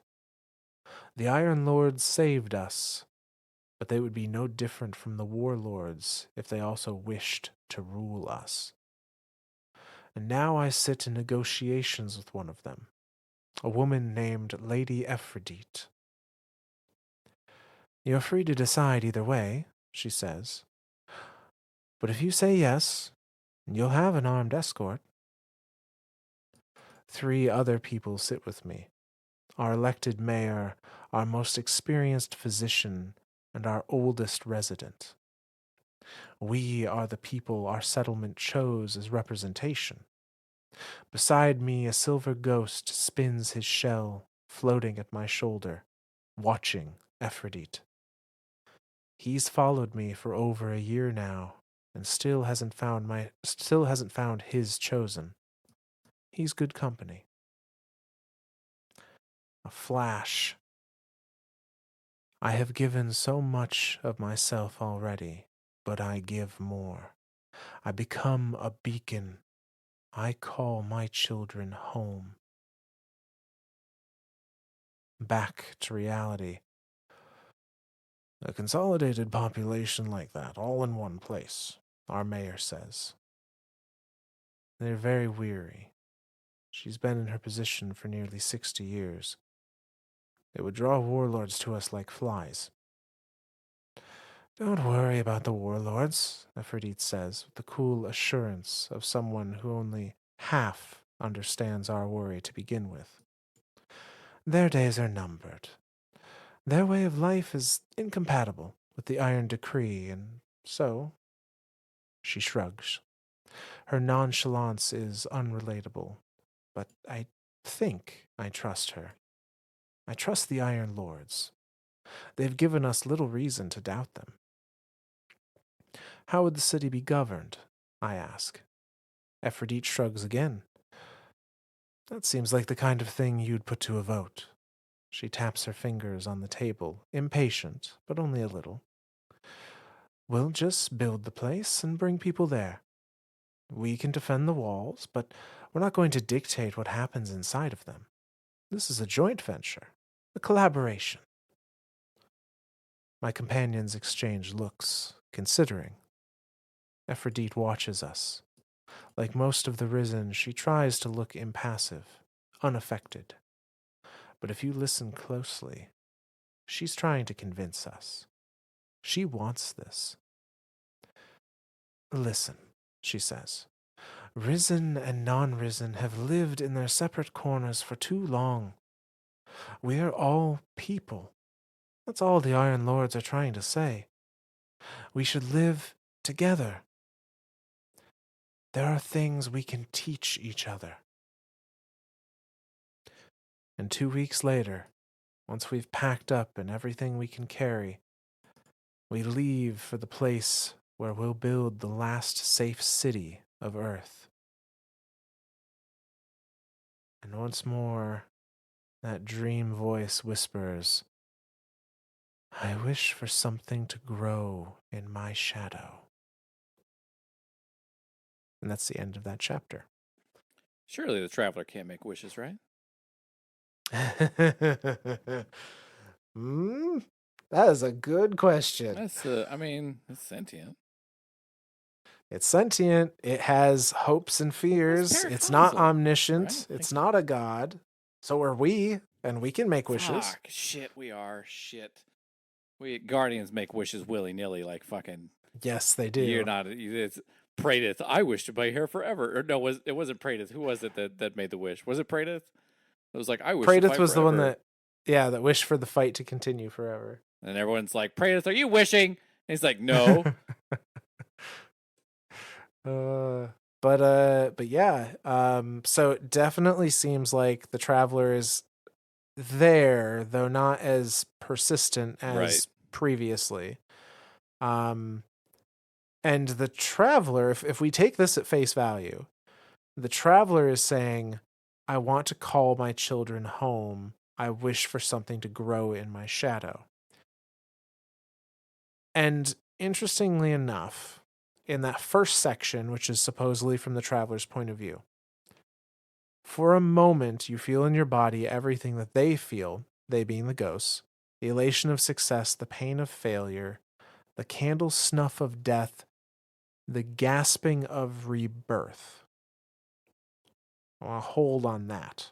So this could be them bringing Guardians back. Guardians are being reborn. Yeah, that's the way I was thinking of it as. But the traveler wouldn't be feeling that rebirth. They'd be feeling that as success, I would think. Like, hey, we succeeded in our mission. We found our guardian. Sure. That's feel good.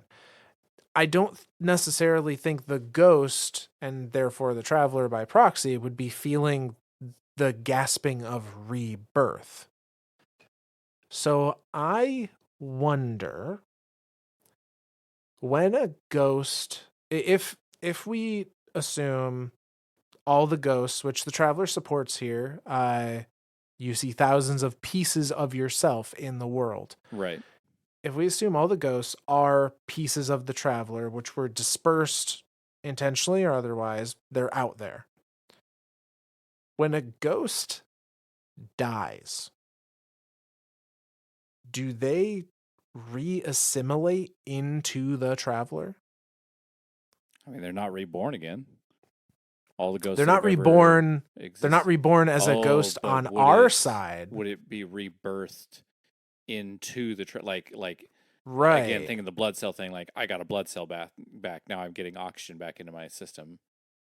And in Hmm. kind of a like morbid thought, Yeah. did the Traveler only gain more power over time as ghosts died? And those Why little is this bits so of itself sad? started coming back to Why it. are we actively killing the traveler by not having our ghost dead? Like, is the witness right then? Do we need to? No, witness can't be right, can he? I mean, he can have points and still be wrong. This is true. uh, Everything's right from any point of view, right? Like, depending on what point of view you're looking at, you're right. yeah. Right, But wrong, or not morality issues. They're point of view issues. That's it's fucked up, an myth. it's an interesting idea That's though. morbid That as shit. But like that's, I mean, it's too valid to not. It's too coherent to not be valid, right? Like, yeah, no, which that's kind of that dark. that could bring much more sinister to us, I guess, meaning to the phrase I call my children home. The Traveler is trying to gather ghosts close to it Like to get it so back that it inside can itself, like reabsorb all of them, you die, maybe? so I can be reborn, please. I mean, as far as like the Traveler healed itself somehow, Maybe and enough it ghosts died that it was. Dude, that's maybe morbid enough shit too. ghosts Like enough died. ghosts died that it actually gained health back. Like Right. It filled its now I'm internal thinking. battery enough that it could come back. I'm thinking of it in terms of like electricity or something. Like enough of the cells have died to like it's now reassimilated and recharged. Like now it's a 9 volt. Like it was a AAA battery. That thing lasted for like 5 seconds. Now it's a 9 volt. This thing lasts for months, man. It only took a few 100,000 ghosts to die. Oh, that's dark. That's dark, but it's too Yeah. on point. I mean, it seems like a very real possibility based on the descriptions there. It feels very like I don't know, like dungeon mechanic-y D&D, like this In a way, this yeah. entity is living because all or is barely living because all of the bits of it are spread out. As you bring pieces to it, they now die and are reassimilated into the original, and it grows stronger. Which okay, this is very messed up. I would need to go back to confirm this, but I feel like somewhere Yor said this. Oh shit. But was Yor by killing ghosts then technically Right? doing what the Traveler want, like Shit. carrying out the Traveler's will? Shit. Hmm. Oh shit. Now killing and murdering. Savathun was right. All the Hive are right. Oh god. Now you're killing and murdering and like burning villages of innocents down. Yeah, Probably he's a not the bad right guy for answer, that. right? Like that's No. bad. Like we can all agree that that's morally bad. But from But his point of view, was it? He's just from his saving the point of view traveler. is yeah, Oh, this he's is so every fucked up. Like all of the light and dark is all just points of view. I mean, yeah, that's all it's ever been, right? Like light and dark isn't good and That's so evil. messed up. They're just forces that are used by someone to, to accomplish a means to an end. Enact their own will. Oh my god. Yeah. Dude, that's fucked up, man. All right. Well, we'll continue on. This is getting dark. Like I was ready for like, oh hey, here's the life of the speaker. Then the last one, like sad, oh the speaker died. That's a bummer. This whole thing is dark, man. There's a lot of questions going on here. But no. So the next one, this is seemingly what drew the speaker to try and create the city, was not only Ephrodite and the Iron Lords being like, hey, we will provide protection, we will help build this bastion of civilization, I and in addition to that, in his ear, the speaker is hearing the traveler saying, like, yes, come to me, build something in my shadow. Like I wishing it and on Ankara bullshit. I mean, you never know. I aptly named, the next chapter is titled Growing. I and it also has a section of the traveler and then a section of the speaker. And it goes like this. You are waiting for something to happen. You are suspended and weightless, but so heavy in your heart. You have a child's voice, quiet, easily lost in a crowd. You try to shout and be heard, but there's only one little star in a sea of thousands that can hear you. And it only understands a fraction of your words, but it tries, and that has to be enough. Life goes on beyond your control, as it always has. That is the curse of your creation. The things you build are not your own. And then another star blinks into existence. And then the speaker section. I am the last speaker, and I sit at a table with the vanguard while the city around us fights over nothing. We built this city to find some kind of unity, Tallulah says. She has her hands on the table and is leaning forward like she might jump over it. We're breaking apart from the inside. Silence falls over the room. I am trying to think. What does the traveler say? Saint 14 asks quietly, and everyone looks at me. I breathe in through my nose and breathe out slowly. About the factions, I ask, or about people killing each other in our streets.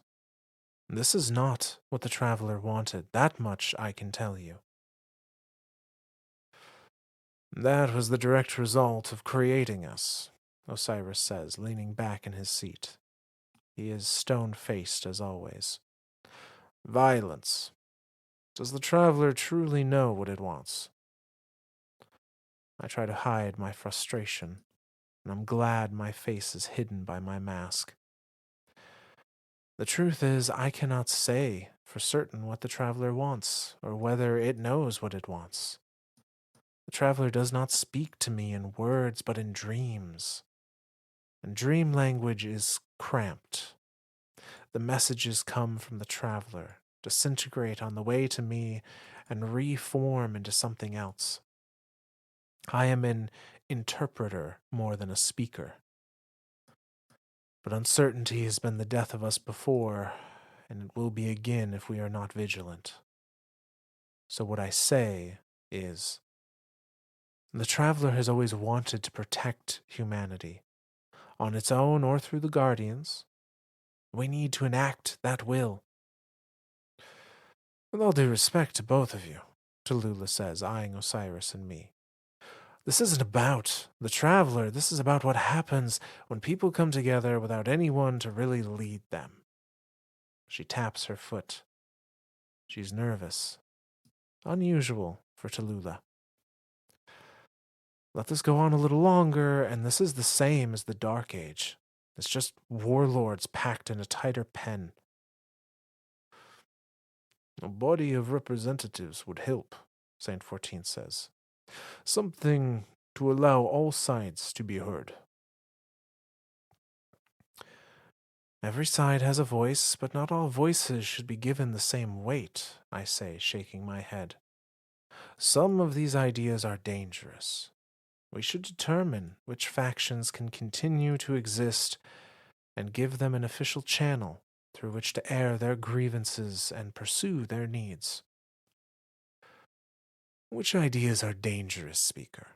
Osiris asks. He's watching me steadily. And who decides that? This is not a fight, Saint 14 says.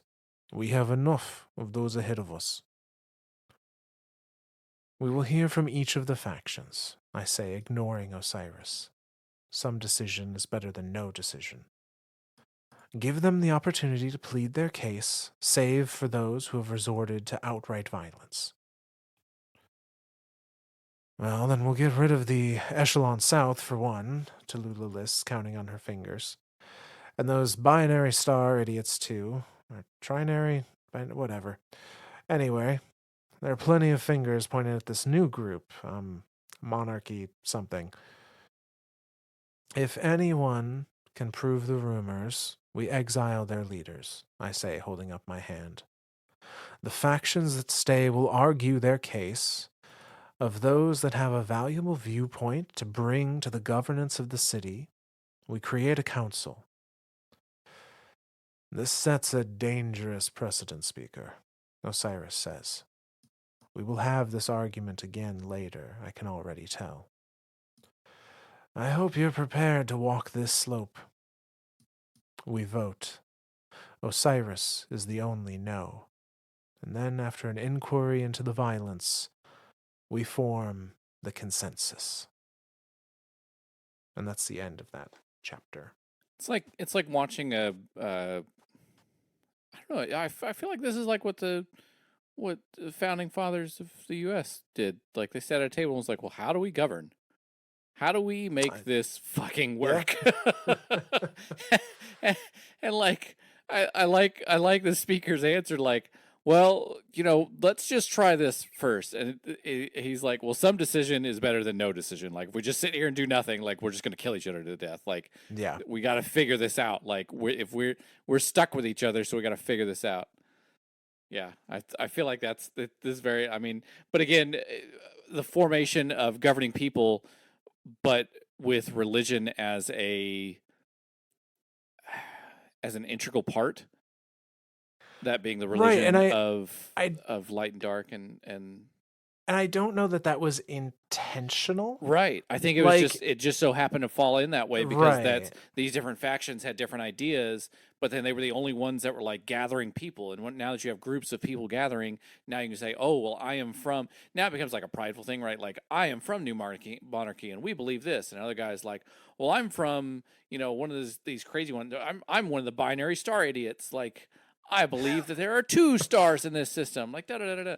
Yeah, no, it can be dangerous, but again, like their idea of like, well, let's just hear them all out. If they're just batshit crazy, if they're like, hey, we need to murder everyone in the streets and string their bodies up on poles. No, that's probably bad. Like, don't listen to that faction. Maybe weed that faction out. But if another faction is like, hey, we need to treat each other nicely, and we also believe that, like, maybe we worship the traveler on Sundays. Yeah, those guys could probably stick around. Yeah, and the combination of factions, which are already the nature of having factions means you have divisive groups Sure. that are of like ideals that are not are by nature of being separate factions are not going to mesh with each other.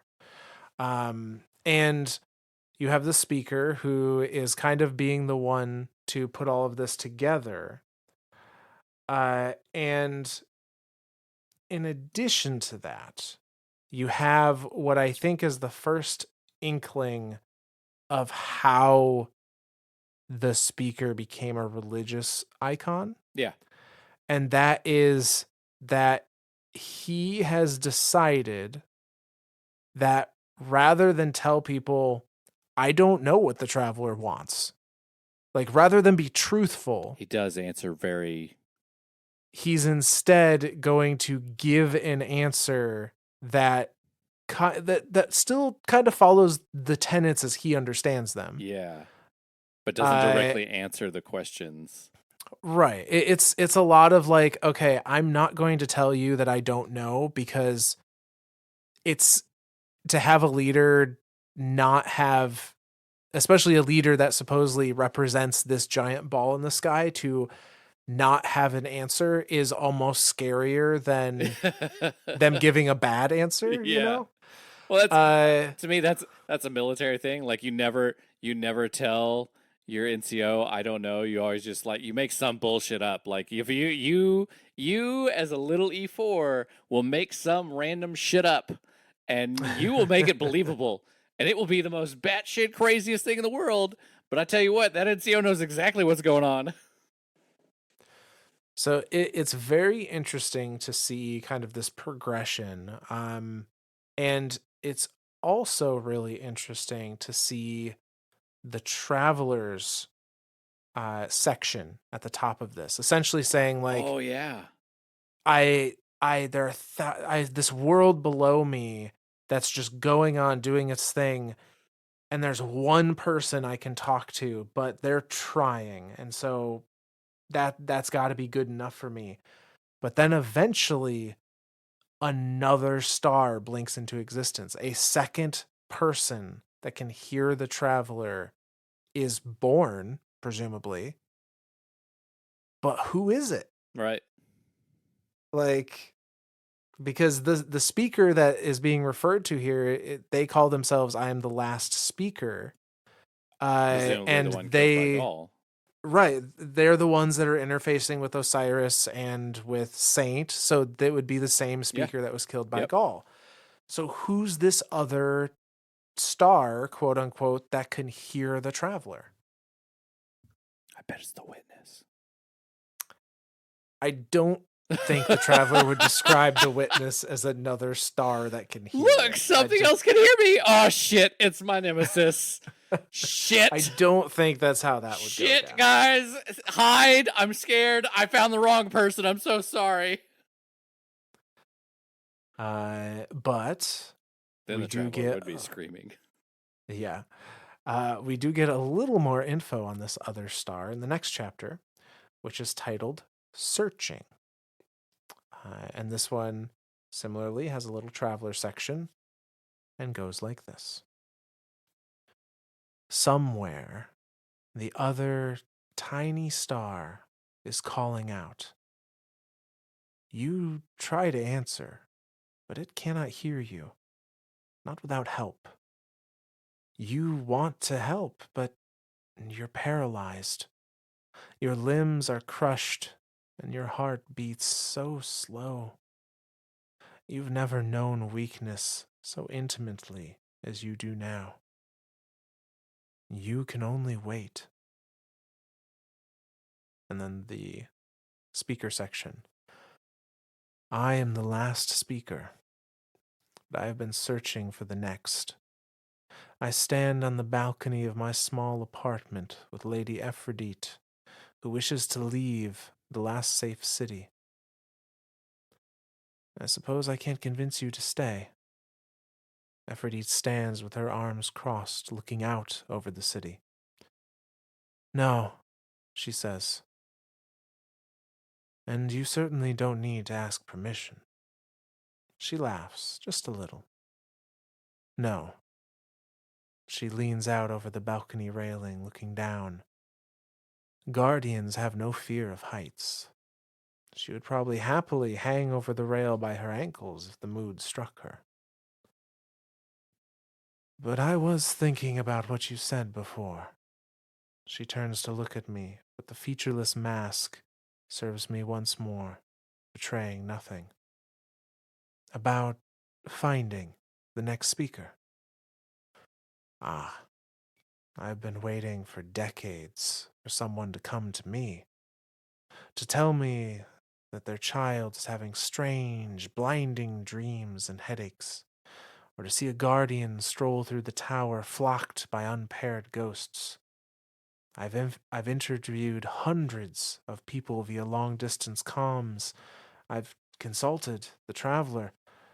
I've walked daily among the crowds of civilians and guardians at the entrance of the city, and still I have found no one I can hand my mask to. Before Saint 14 left for Mercury, I thought that maybe he could take my place, that I might be able to teach him. It's not the way it's usually done, but he has such a gentle heart. He has the right temperament. Sometimes I think he's better suited to it than I am. but he hasn't come back. I clear my throat. Yes, I say. Right. I still haven't found them, but I know they're out there. Well, Aphrodite says, I'm going out there. I can look. It's a good offer. But I'm still waiting for him to come back, all the same. That's why you want to leave the city? I ask, instead of condoning the proposal. You're the one that convinced me to come here. I'm glad I did, she says, lifting her chin. But no, that's not it. There's something about this life that isn't working for me. Seems to me that a guardian should have more ways of marking this world than with a gun. That's not how I think of you. She pauses and leans on the railing. Sure, she says, but it's stuck in my muscle memory all the same. Hundreds of years of pointing and shooting. Speaker, I don't know what it is yet, but I want to find a different way. This conversation feels familiar. I was young the last time we had it. I understand, I say, softer now. That is a noble cause. She shrugs. And maybe I come back with a little baby speaker. She doesn't say it, but the if I come back at all hangs in the air between us. I would appreciate your help, I say finally. I can't wear this mask forever. And that's the end of that chapter. It's God, this is sad again. It's sad in multiple parts. In one, it's the idea that like Aphrodite has no way of. I mean, the only kind of like telltale sign is like ghosts are following her or someone around, and they aren't marked to them. You know, like they aren't there that guardians or that light bearer's ghost. Mm-hmm. But like the sentiment that like she's just gonna go out and find him, like it's cute, but it's like even from the speaker's point of view, like the speaker's like that's cute, but futile. So good Yeah. luck.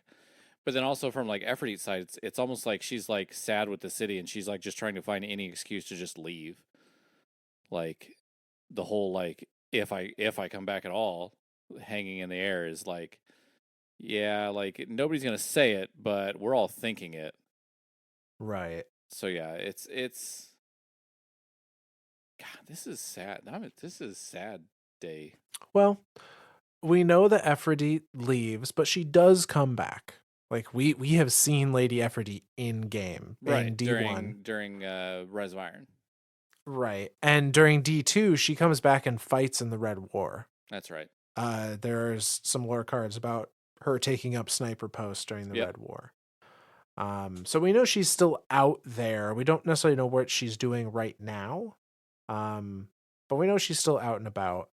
I want to hone in on this. The idea that someone that has strange dreams, blinding headaches, ghosts flocking around them, those are all signs of the next speaker. Right. I think I have two of And those three symptoms the down. yeah, the traveler, if we again assume at face value that the first section is the traveler, who's saying like this other tiny star is so far out and I'm trying to answer your call, but you can't hear me, not without help. But I'm paralyzed. I can't help you. I can't reach you. Um there are there's one possibility that springs to mind for me, kind of just instinctually as to who this might be, but I don't know that they 100% fit the criteria. Uh, that person being Aldrin slash Crow. I mean, he's the one that's talked to the traveler the most.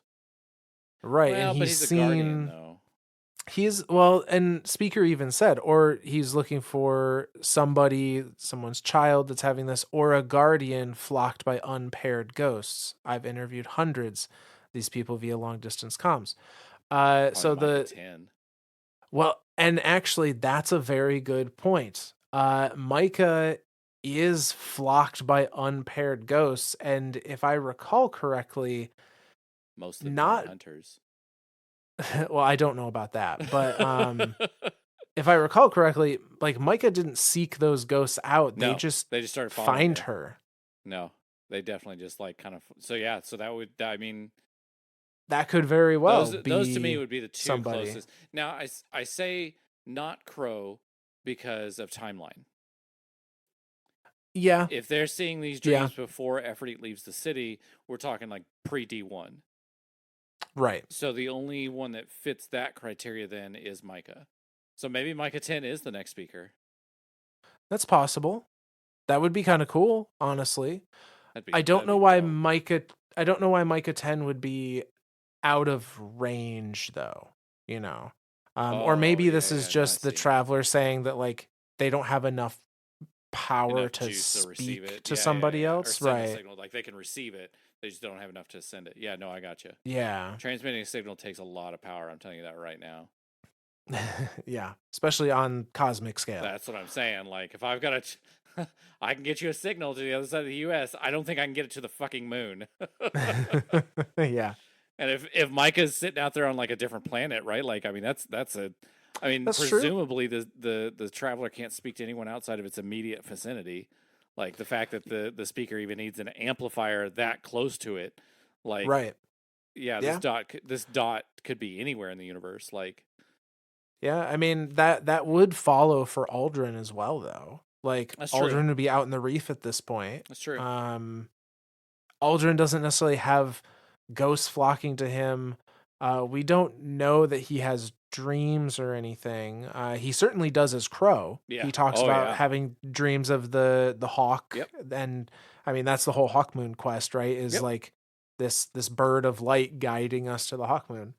Uh, so he would qualify in that whole like connection symbolism coming from the traveler way. uh he isn't flocked by ghosts, but then again, as Aldrin, he was never around, very intentionally on his part, he was never around any of the ghosts. Right.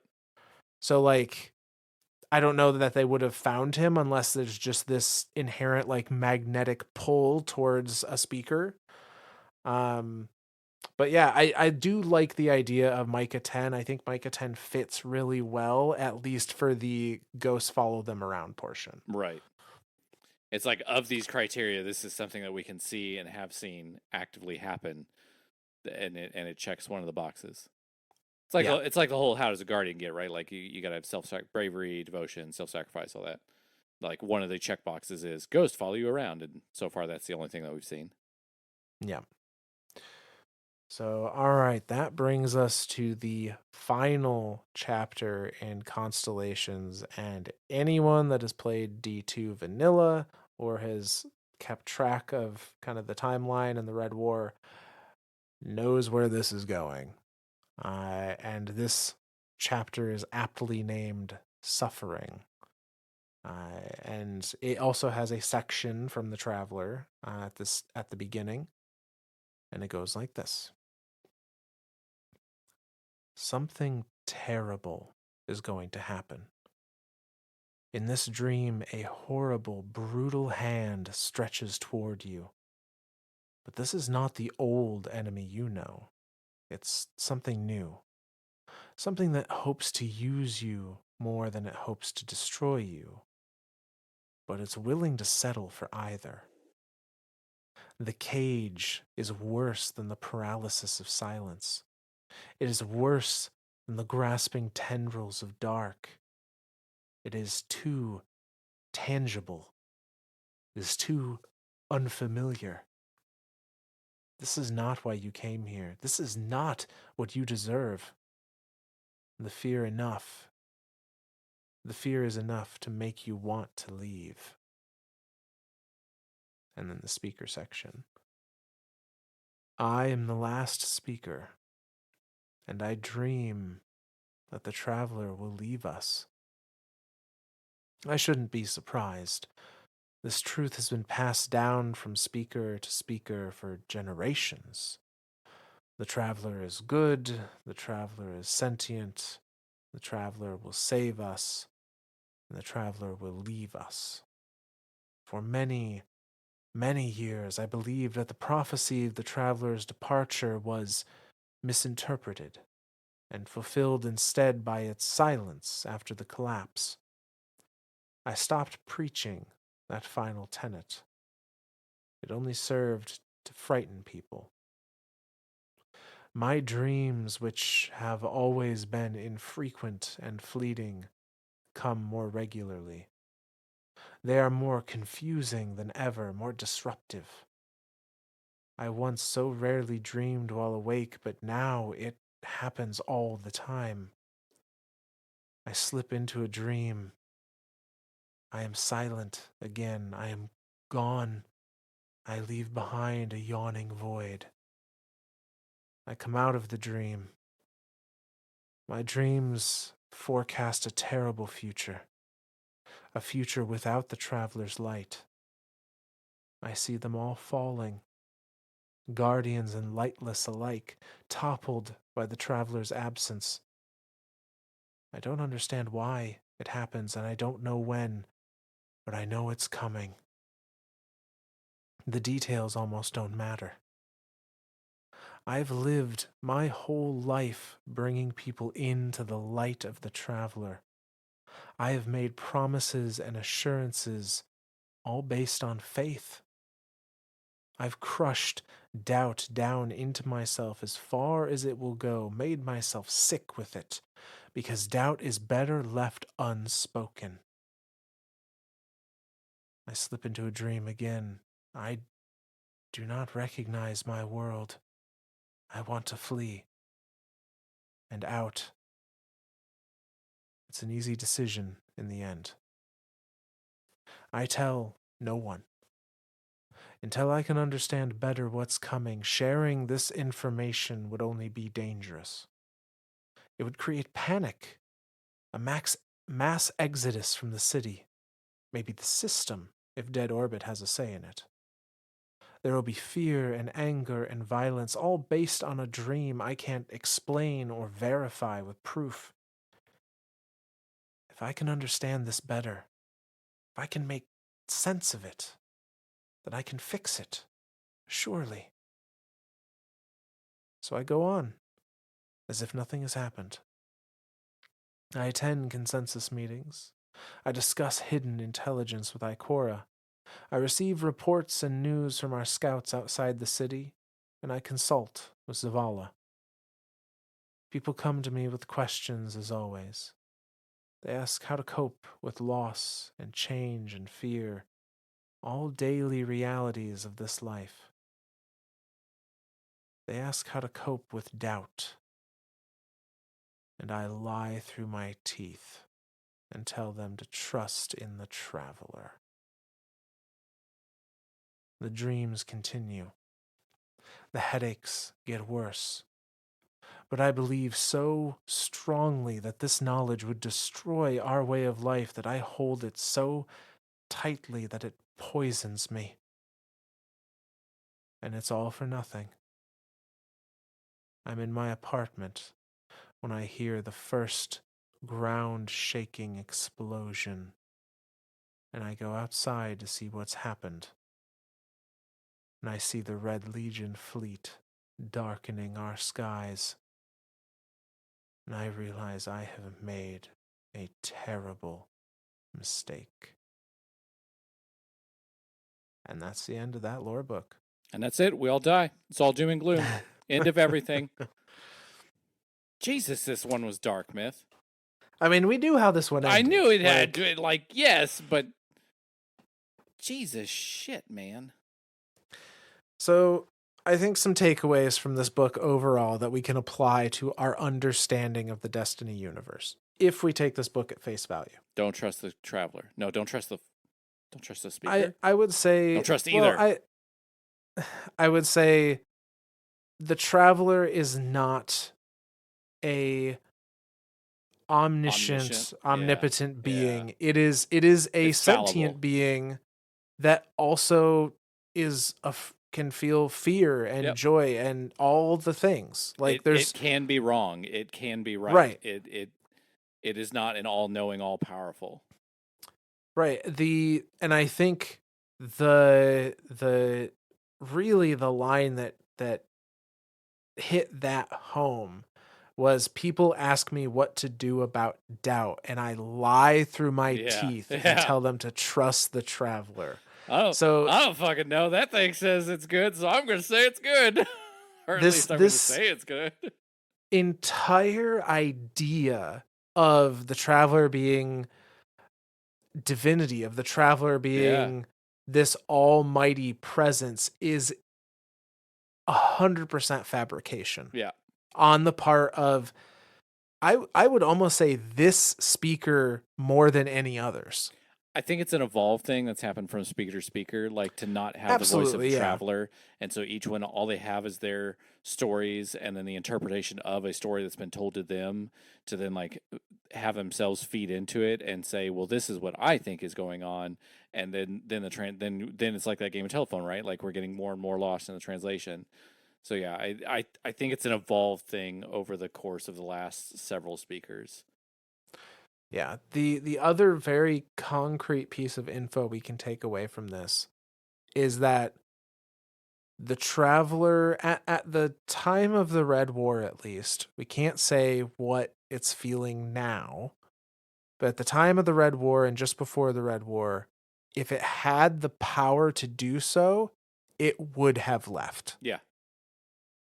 Because the thought of like the darkness before was scary and bad, but like it even describes the cage that's going around it as even worse. Like it was so much worse than anything the darkness could have done to it. Yeah, and like again, we don't necessarily know where its head is at now. Because we don't have a speaker. Although there is still that next speaker out there somewhere. Mask is sitting in Zavala's Uh, office. I'm well, just the saying. mask is in Zavala's office, absolutely. Um, Just have people start trying it on. Hey, you hear anything? No. All right, well, next. and the other thing, I don't know that anyone other than the speaker knows how, like, That the what mask the is even things the required. speaker looks for, Yeah. Oh right? shit. Or that the mask is even required. Like, I don't know that anyone other than the speaker knows the criteria of the next speaker. Maybe Efforty, Possibly, he may have shared it with her. but I think She's you're not right. around at the Yeah, moment, right. No, absolutely. but yeah, Because he wouldn't I have had anyone like share that with info with anyway. right. It's one of those narrative threads that I really do hope sees a conclusion that isn't just like, well, I guess we're never having a speaker again. Yep. Because especially reading through this, like I do think the role of the speaker is very important and is not nearly as much of just a figurehead as I had originally thought. Sure. There's Um, more nuances to it. there's a lot more going on. And, although the last speaker in particular, in my opinion, was a flawed person that went about things in not the best way, it's that saying, the road to hell is paved with good intentions. Yeah. Like he never intentionally tried to like make a power grab. This was never about keeping control. This was always about keeping people safe and trying to not cause panic, to offer comfort Right. in the face of a very harsh world.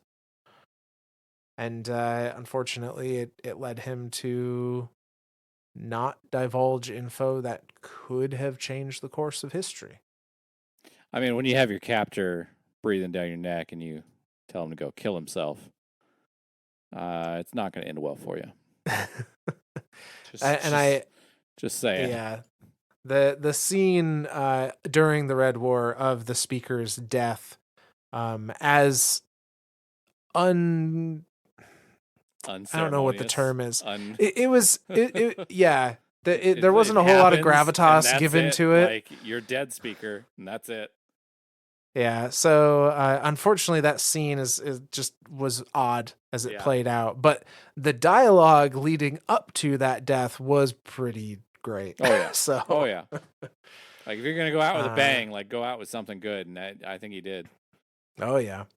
But so with that, that brings us to the end of the Constellations book and the end of our episode about the speaker until at least another one is found. Sweet. All right. Well, shout outs. Yeah, so we do have a couple shout outs. The first one is coming to us from our email.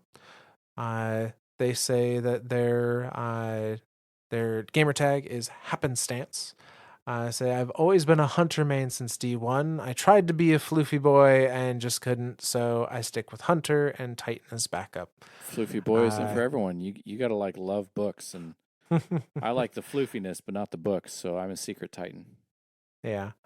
But they say they're listening to the last of Savathun's secrets, and they had a question pop up.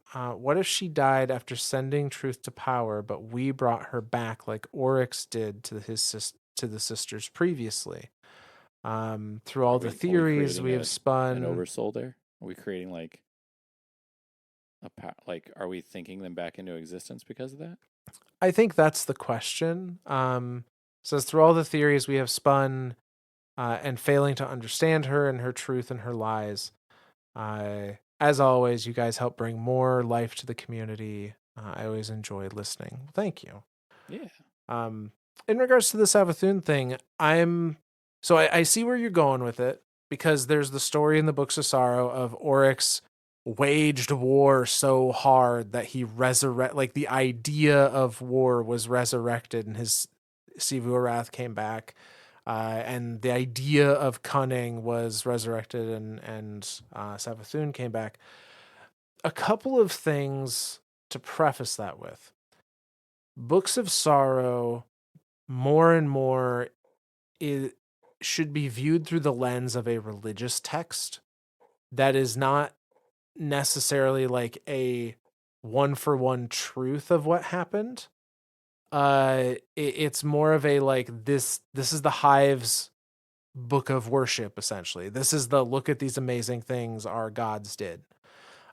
So that resurrection may not have happened exactly how it sounds in the books, and it may not have happened at all. Honestly, it may just be like the hive acolytes and such saw these gods killing each other and coming back to life via their throne worlds, and that got flavor got put on it and it got misconstrued as like, look at truly how immortal our gods are. Yeah. That's usually what happens with like legendary tales and stuff. Yeah. Like I don't think Babe was a big blue guy with a big blue ox bigger than the skyscraper. I mean, he could have been a big dude, but I don't think he was that big. Hey, I mean, you never know. Not Babe. Babe was the name of the ox, wasn't it? What was the name? Paul Bunyan. Paul Bunyan. Why was I thinking Babe was the name of the Paul Bunyan? Anyway. uh, but if we do take that at face value and we assume that this like enacting a particular type of tribute can bring that god back, I would agree that the community, through their various theorizing and misunderstandings and re-understandings and mis-re-understandings of Savathun has I mean, it's the is greatest power. definitely, yeah, like Greatest there's power been a battery lot of ever. tithe. Yeah, that's what I'm Yeah. saying. Like, even if it wasn't meant to be a battery, like doing Truth to Power and the Greatest City and in the Dreaming City has created the greatest power tithe she could have ever asked for. Oh yeah. Now, specifically the part about like what if she died? Uh, I mean, possible. I guess. I don't She would just come back to her know that throne world, there's right? right. I don't know if there's any evidence anywhere that she died between the events of well, I guess before the events of Season of the Lost. where she does die, but is then resurrected by Imaru, Right. into the Witch Queen. But I mean, if she had, I would not be surprised if there's enough power there to make that not a permanent state. Yeah, I believe it. Yeah. But no. So our second shout out actually prompted the first piece of this episode with the discussion about the skimmer. We on our Twitter, Lumpy Cabals, Yeah. asked, have you guys seen the new lore tab on the Guardian Games skimmer, and what are your thoughts? Well, you got them. You got him. You got him. I Make sure you check think yourself with them lumpy cabals. Those can be dangerous. Yeah, there are some very interesting implications. We will see how they play out. They could do some real Game of Thrones shit with it if they wanted. But we'll see. Time will tell. Here there be dragons. Yeah, kinda. I do vaguely remember Lysander having some connection to dragon symbology. I know it's escaping me right now, but I'm telling you something about Lysander. A gun or a sparrow or something. Something. Yeah. I don't remember. I'll wake up in 2 days and be like, oh my god, it was this. It was that one piece of armor from that one thing on that one place that the other thing with the dragons. Done. Found it. Yeah, I don't know. Connection made. I'll remember it sometime. Or I won't. That's how my squirrel brain works.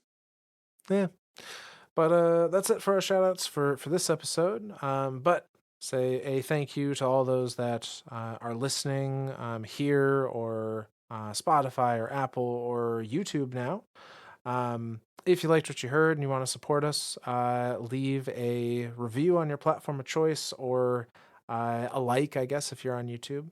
If you feel strongly enough that you want to leave a text review or a comment, we love reading those.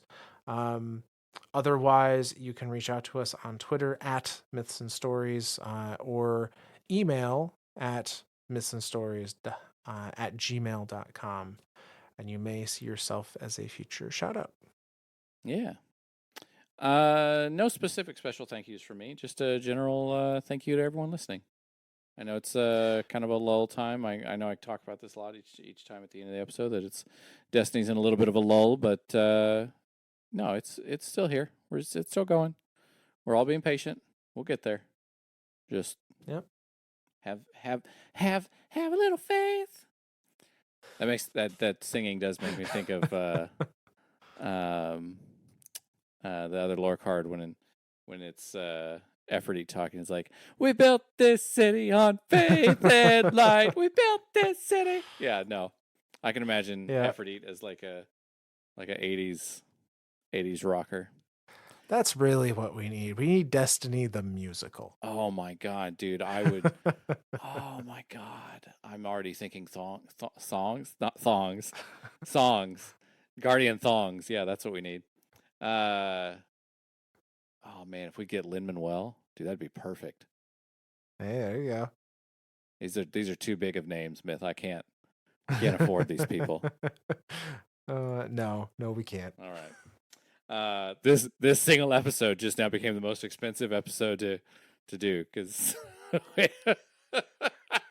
Disney owns the rights to Lin-Manuel Miranda, and we now owe them $50 billion.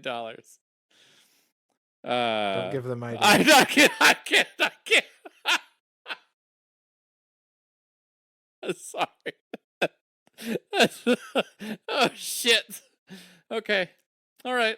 Anything else, Myth, before we run out of money? Okay.